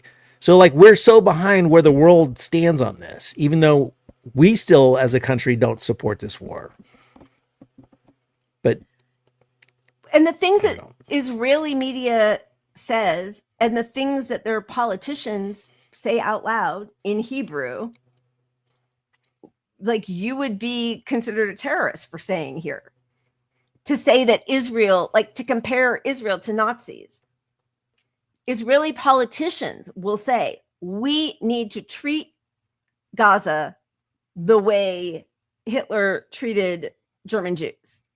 They will say those words. They will use the same. I mean, Stephen Miller ripped his speech at the Charlie Kirk rally memorial from Joseph Goebbels. Like, they are very open about their fascistic Nazi ideology. And it's only in this country and the UK. Actually, I have to say, like, I'm watching protesters in Berlin get their faces smashed to the ground. Like, some of them are the grandchildren or children or actual Holocaust survivors who are getting beaten and arrested by the grandchildren of Nazis who are the police in Berlin. Like, I mean, the world is just so upside down. It is. And our country being such a major facilitator and enabler of all this, you know, it's on us to be, we can't yard sign our way out of this. We have a responsibility to do more than that. We have a responsibility to stop our government from doing this however we can. You have to connect it to capitalism and show me the money and stop the money. You know, that's the only way we can change this here. But we have more responsibility here than, like, you know, when you see Spain protesting and they got 1 million people in the street.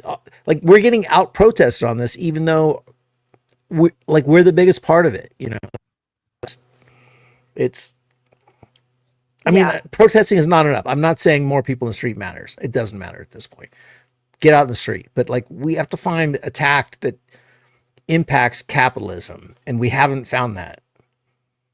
We haven't done that yet to a way that changes things. Well, I mean, because part of, you know, this is so interesting, because I do think, you know, there was a time, because I am a First Amendment purist, and there was a time, and I used to have lots of arguments. People were like, well, but, you know, especially in Germany, and they're like, you can't say things that are anti-Semitic because of their history, but look at how it's being the twisted logic to make it so that you have to support Israel at all costs as it's doing another genocide. And I don't care if Israel exists anymore, like, I mean, as it is now at all, or as it's ever been. Like, we need a democracy, where a Palestinian democracy where Jews, Muslims, Christians, atheists, everybody can live together in a democracy the way it was before Zionism.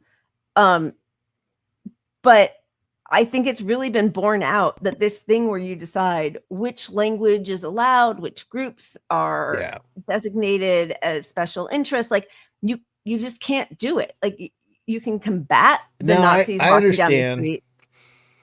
I understand, and it's interesting because I was never a free speech, you know, absolutist like you were. I was a little, but I'm getting closer to that, because my caveat on it is always who manages the speech, you know. Yeah. And that's the problem, and that's where you kind of have to go to just let people talk. I mean, yeah, I'd rather know what they think, right? Like, what's the worst that's going to happen? Like, that's the whole point of free speech. But then if our show ends up being a hate crime, you know, I mean, that's where we're headed, right? Truly, because we're terrorist supporters, because we support Palestine's you know, fight for self-determination, which means we support Hamas, who I don't think are terrorists, which means we are targets.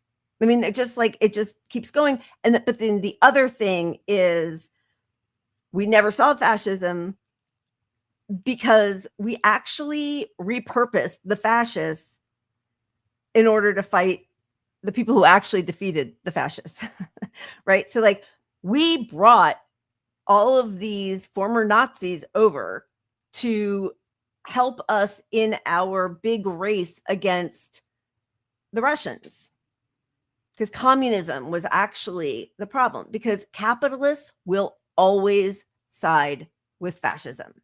So the US brought over actual Nazis and just reincorporated them. It was worth it. Yeah, we can bring over Nazis because it serves capitalism, but we have the scapegoat immigrants who also help capitalism. I'm telling you, but we need a scapegoat, you know. But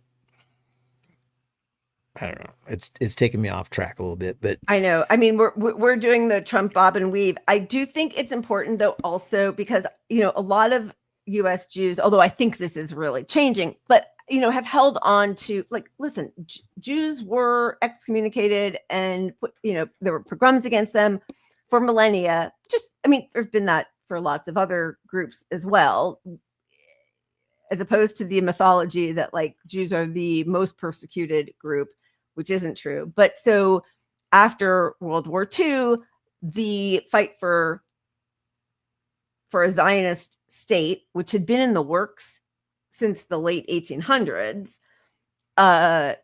really found its meaning by saying, and we know that Ben-Gurion and other Zionist leaders were willing to sacrifice thousands of Jews who could have escaped or who could have been taken from displacement camps after the war ended.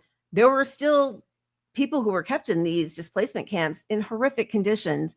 And the US was willing to take some, the UK was willing to take some, but Ben-Gurion fought against that because he said they either come to Palestine, Israel, or they can die there.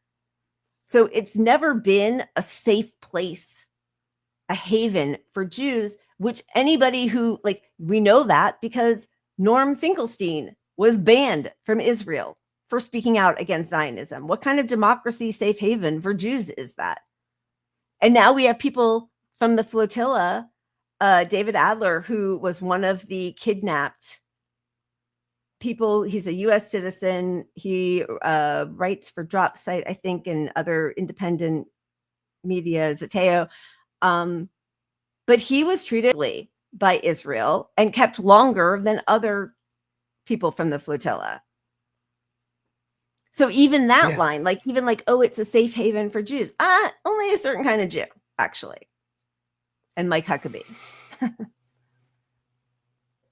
Yeah, well, I mean, not to relate the two at all. Well, I'm relating it. I'm going to do it. Yeah, but do it.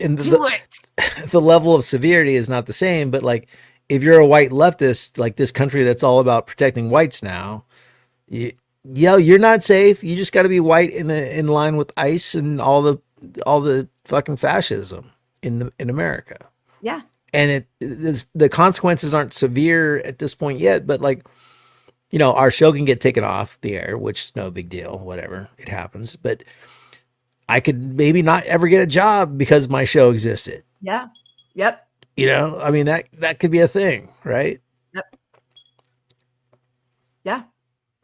I mean, that is what they're trying to do. That is truly what they're trying to do. And thanks too. So I think we miss you. Much appreciated. Thank you. Thanks, 2Fs. Cheers. Love that. Oh, 2Fs. Toofs. Here I am not reading the. I was puzzle, like, I couldn't right. fucks about it. That's what I just thought. 2 fucks. Yes. I'm on my third glass. I like it. Well, this is David Adler talking about his experience with when they kidnapped him. What happened when you guys were taken and captured? Where were you taken? What were the conditions like? How were they treating you? In Ashdod port, we were frog marched out, heads down, knees on our knees, and for basically a giant photo op for Ben-Gvir. As one of the few Jews on the mission, they found me, asked me if I was Jewish, ripped me by the ear, threw me in front of the Israeli flag to sit away from the whole group that was sat, hundreds of us on our knees and heads down, for Ben-Gvir to show up and come yell at us in our face that we're terrorists. And so we were treated. So from that moment, we were strip searched and zip tied and blindfolded and sent to this detention camp without any kind of process. We were basically not allowed to speak to lawyers. Most people didn't speak to lawyers and would not speak to lawyers. We still haven't spoken to lawyers the whole time. We were disappeared into the Negev desert for 3 days without any confirmation from the US government that we were even alive. I don't like, speaking as a Jew, but like it bears repeating, the anti-Semitism that we endured at the hands of the state of Israel was so wild. Like it was, it's so important that we change the narrative on the idea that the state of Israel is some kind of, birthright or land for diasporic Jews to come home to. We were treated like, obviously Palestinians are considered to be the most dangerous thing that they need to either deny or destroy. But an unfaithful Jew to this Netanyahu government is considered to be like, so threatening to them that we were given this special interrogation by Ben-Gvir and the other Jew that was with me in the cells, who was suffering from severe medication withdrawals, who was begging and begging and begging day in and day out for a medic, was denied the most basic access to that medic. I don't want to name him without him being able to name himself, but begging. I mean, you could hear his cries every single morning, day and night. You could hear his suffering, and they basically, the guards at this facility just said, yeah, in your dreams, we'll be with you.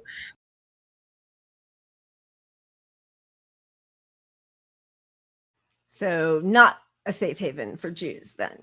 Not exactly. And, that feeds into, just to kind of like speed along what's happening. We know that Larry Ellison, he vetted Marco Rubio in the 2016 primaries to make sure that he was sufficiently pro-Zionist.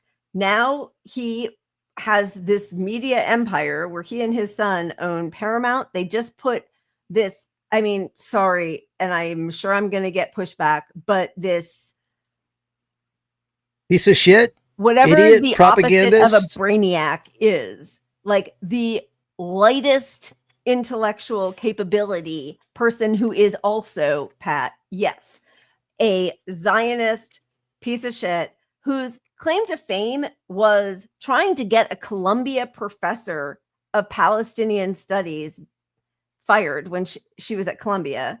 She also dated what's her name, Kate McKinnon, which always makes me wonder, how the hell could Kate McKinnon be with her? She's now. I thought her claim to fame was getting dunked on okay. Joe Rogan for not knowing the answer In to case what anybody hasn't seen this, we have to show it because it's just right. Like, I don't even want to ruin it, but right. Yep. It's so embarrassing. Let's just play it. Let's play it. Kirsten Tulsi Gillibrand. Oh, monstrous. Ideas. Well, when she was 22, she had. No, she's an Assad toady. What does that mean? She is What's a toady?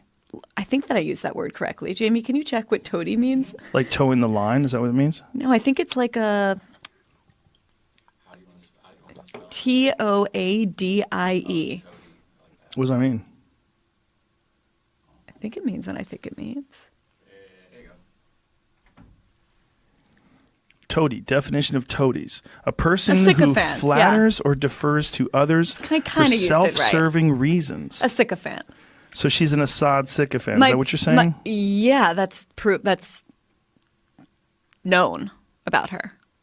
Like, what did she say that we have to look. her? I don't remember the details. We probably should say that before we say that about her. We should probably read it rather. Well, I have read it. No, we should right now. Oh, yeah. Okay. Just so we know what she said. Look up I've had her Tulsi on Gabbard. Here before, Look and up I really enjoyed talking to her. I like her a lot. Are you serious? Yeah, I like talking to her. Okay. I like talking to her. I don't know about. I think she's like the motherlode of bad ideas. Whoa. I'm pretty positive about that, especially on Assad, but maybe I'm wrong. I don't think I'm wrong. Well, my take on her was that I think as a person who's coming from the left, who's also a veteran and is very articulate and sensible and a woman, and in talking to her, we didn't get into Assad or any of those things, but talking to her about what she feels is wrong with the current administration and the way things are running and a direction she thinks things could go in. She had some very promising ideas. I didn't know about this. But doesn't she also, did she ever apologize for believing in conversion therapy? I didn't even know she believed in conversion therapy. Am I crazy? Yes.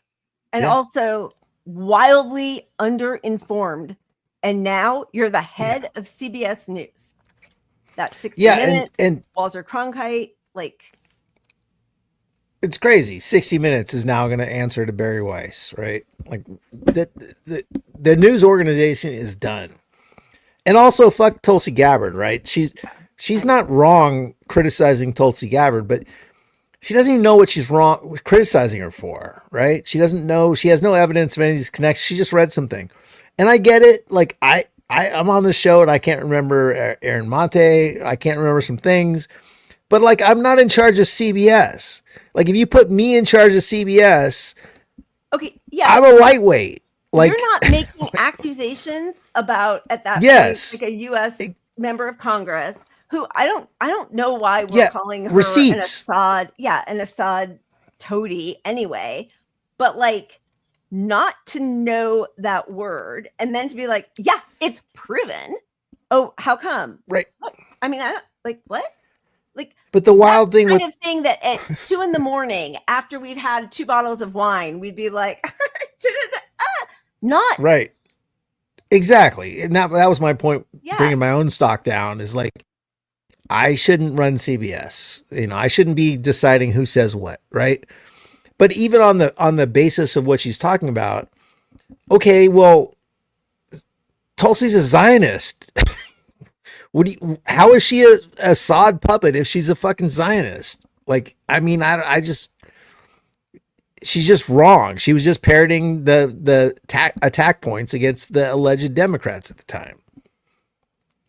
Yeah, and the weird thing is I think, I mean, obviously now, but I mean, I think it's pretty clear that there is no real line between Democrats and Republicans, right? Like all of the AI people who used to be Democrats give money to Republicans. They're now like they sat behind Trump. Like it's all just the moneyed class, right? Like, I mean, I think at that point she was considered a Democrat because that was when Tulsi was out of favor with Democrats. One, because she was the anti-war. She was skeptical of candidate. Assad is dropping chemical munitions on his own people. I don't know. Like there was a whole issue with that, which Aaron Mate has done a lot of, I think, good work on. But also she left the her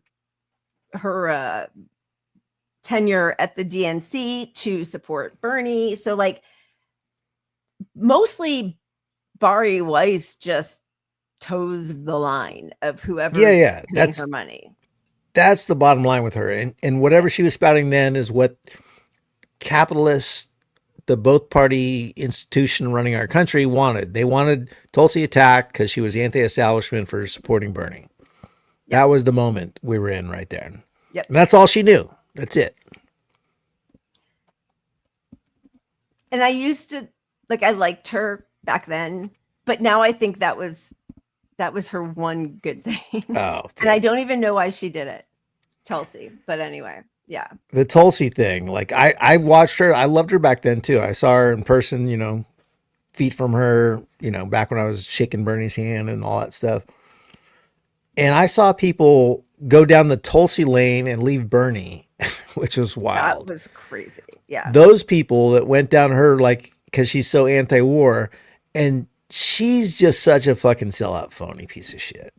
I mean, and anyone who doubted it, now look at her. So I want those people to apologize to me a little bit. They never will. I lost friendships over that. Yeah. Same. I mean, all of it. Okay. What's your feeling? Because we could get into some of the media stuff. We could save it. What's your feeling? Where are you in life? As much as I want to finish cleaning my apartment because I'm getting cat inspected tomorrow, right. I want to keep going. So let's spin the wheel, have some fun, and then finish it off. All right. Wait a minute. You want to watch the Dodgers though? It's okay. Okay, let's wrap it. Honestly, sorry to pretend we're going one way. Here's the only thing that I'm a little concerned about is unless all the airports are shut tomorrow, I'm traveling tomorrow, so we won't have our show, and then we won't be back until we're not on tomorrow. Yeah, well, it's up to you because the media aspect of this, I feel like we should just continue down. So like a complete sellout with all of media, news organizations, and corporate world being owned by 5 companies, and they're all Zionists. So they're all just pushing the Israeli Hezbollah. We know, we'll just rifle through some of this quickly to get to a couple clips. We know that there is this media mentor program, Dropsite doing, again, just phenomenal work.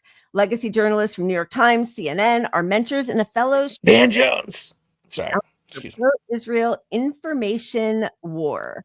Jackie Carson says she founded the Journalism Fellowship to shift some of the narrative in Israel's favor. And yes, after last week's like just disgusting display on Friday night of Van Jones making a laugh line of dead Hamas babies, we are now learning from Dropsite that CNN's Van Jones is among 16 mainstream journalists, including 2 New York Times reporters serving as mentors in a new journalism fellowship explicitly created to help Israel win its information war, which again is like so craven. We see the facts on the ground. The whole world knows it's a genocide, that they are instituting the like highest level of Nazi extermination towards a group of people who are unarmed civilians whom they're starving to death and are, enacting collective punishment on. And Van Jones is taking money to like craft a new narrative for a Nazi regime. And what I love about this is it's so clear because the real-time clip that it might have been why we got censored last show, but Van Jones was saying, oh, you kids are basically getting misinformed by foreign governments. Iran. Presenting this stuff, the dead baby, Diddy, laugh line, dead baby. So connecting that now a week later to he's now part of this group getting paid to push pro-Israel opinions. Yep. Fuck him to death. And then, it just goes along with Bill Barr going to this don't look up to these people that are waffling on their views. Like when you show your ass as not being a leftist, like Van Jones did last week, and then a week later, oh, he's taking money from them for that position. It's so disgusting. And he used to be the left. I mean, forever ago. If you're allowed on mainstream media as often as he is, you cannot be the left. That's just the reality of it. Of course, yeah. Cheers, Brett. Thank you. Free Palestine. Fuck those Nazis. Cheers. Every time I see Brett's AVI, I worry. Oh, some Israelis in the chat. I know. Me too. Me too. It's Brett. Okay. I know. I see the same thing. Okay. Then also, this is just incredible. Like it just doesn't end. David from Douglas Murray. Have you been there? And Seth Mandel drafted speeches for the Israeli ambassador to the UN. They're supposed to be journalists from, not that anybody should really think that, but just imagine if somebody, you couldn't even have the son of somebody in the Hamas government, the municipal government, not a militant, not that I would hold that against anybody, but he was interviewed by the BBC and he was sort of the narrator or the main person leading through a really fantastic BBC documentary. And it got axed because he's related to somebody who's Hamas. Meanwhile, these people are doing a genocide. Murray did a secret fundraiser for the IDF and did this speech writing while he was writing a profile, probably for the Atlantic or whatever the fuck of the Israeli ambassador. Yeah. I can't take David Frum serious. Nobody should, but the guy wrote an article in the Atlantic about my fucking AI GIF. That was my GIF of fucking Trump, of Biden that Trump tweeted out. Right. He wrote a whole article about it. They got spread on the mainstream media as the first use of deep fake technology. I didn't know that was David Frum. That's funny. Yeah. So, get out of here. He's a corporate, but that should end his career if we had journalism, right? Yes. writing about me should have ended it in the first place. No, That's but, like, as silly as it gets. Yeah. But like to write a political speech for the genociders, even if they weren't genociders, to write a political speech for another country. Yeah. While you're On doing a its profile, own. a journalistic profile, yes, and doing that and lying us into the Iraq War. I mean, like, he has so much blood on his hands, but CNN still loves having him on. And then also, just a CNN producer was asking, like, CNN producer asking the Israeli ambassador to the UN how she could help fund Iron Dome in between booking him for guest appearances. I mean, again, like, you can't even say free Palestine without being considered a terrorist, but you can try to send money to a genocidal army and still be a producer at CNN. And meanwhile, well, no, that gets you that job. I mean, that's like, can I see your resume? Well, look, I donated money to the IDF. The mostest. Larry Ellison, who is now, the Oracle guy. Owner. Yeah. Who for a bit was the world's richest man, but I think Elon's back. Who the hell cares? Just like one version of evil over another. But who bought the Free Press, which is Bari, her like online blog show, valued at $150 million. Why? It's all just a big Ponzi scheme. And then put her in charge of CBS because of her, fanatical Zionism. He is the largest funder, largest individual funder of the IDF. No conflict of. And we're worried about TikTok because it's Chinese influence here. But yeah, and now it's just been now it's just controlled by Israel. By Israel and AIPAC and pro-Zionist, crazy, horrific people. We're now seeing that they are $7,000 per post to try to change the public perception of a genocide. They're trying to get Chris Pratt and Steph Curry, Christian evangelicals, to support, to show public support for Israel. I mean, it's just, it reminds me a little bit of all the guys, people I respected, like Steph Curry, for example. I mean, he's a pretty good community guy, does a lot with his money. Right. He's good, but he pimped Bitcoin shit. And Larry David, who did the spoof on Bernie, pimped Bitcoin shit. And now we got Bill Barr going over to the fucking Riyadh Comedy Festival. So money is driving this world we're in now.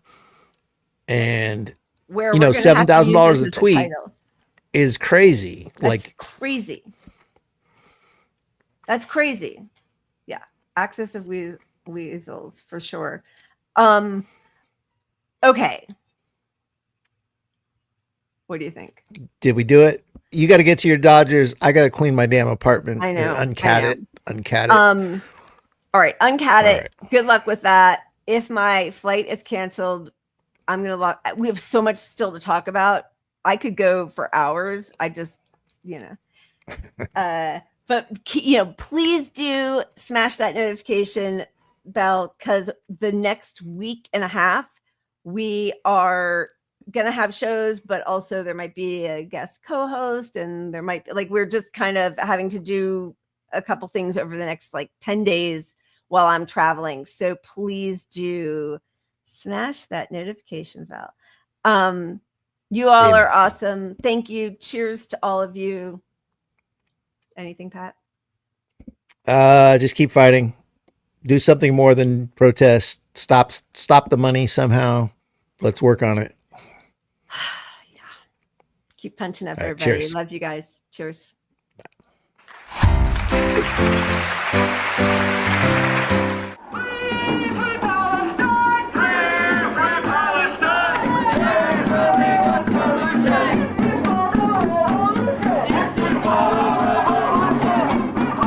The only thing that the last 2 years has shown us was to draw the world's spotlight on what's been happening for over 7 decades.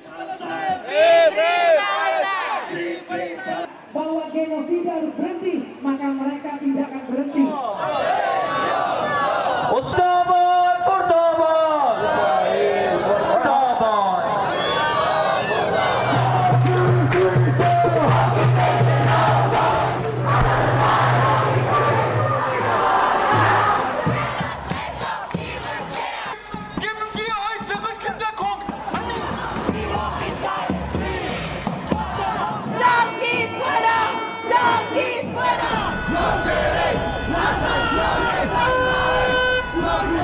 Quem precisa de apoio aqui pelo Cruz, medicamento tem que acabar. Eu quero o fim da polícia militar.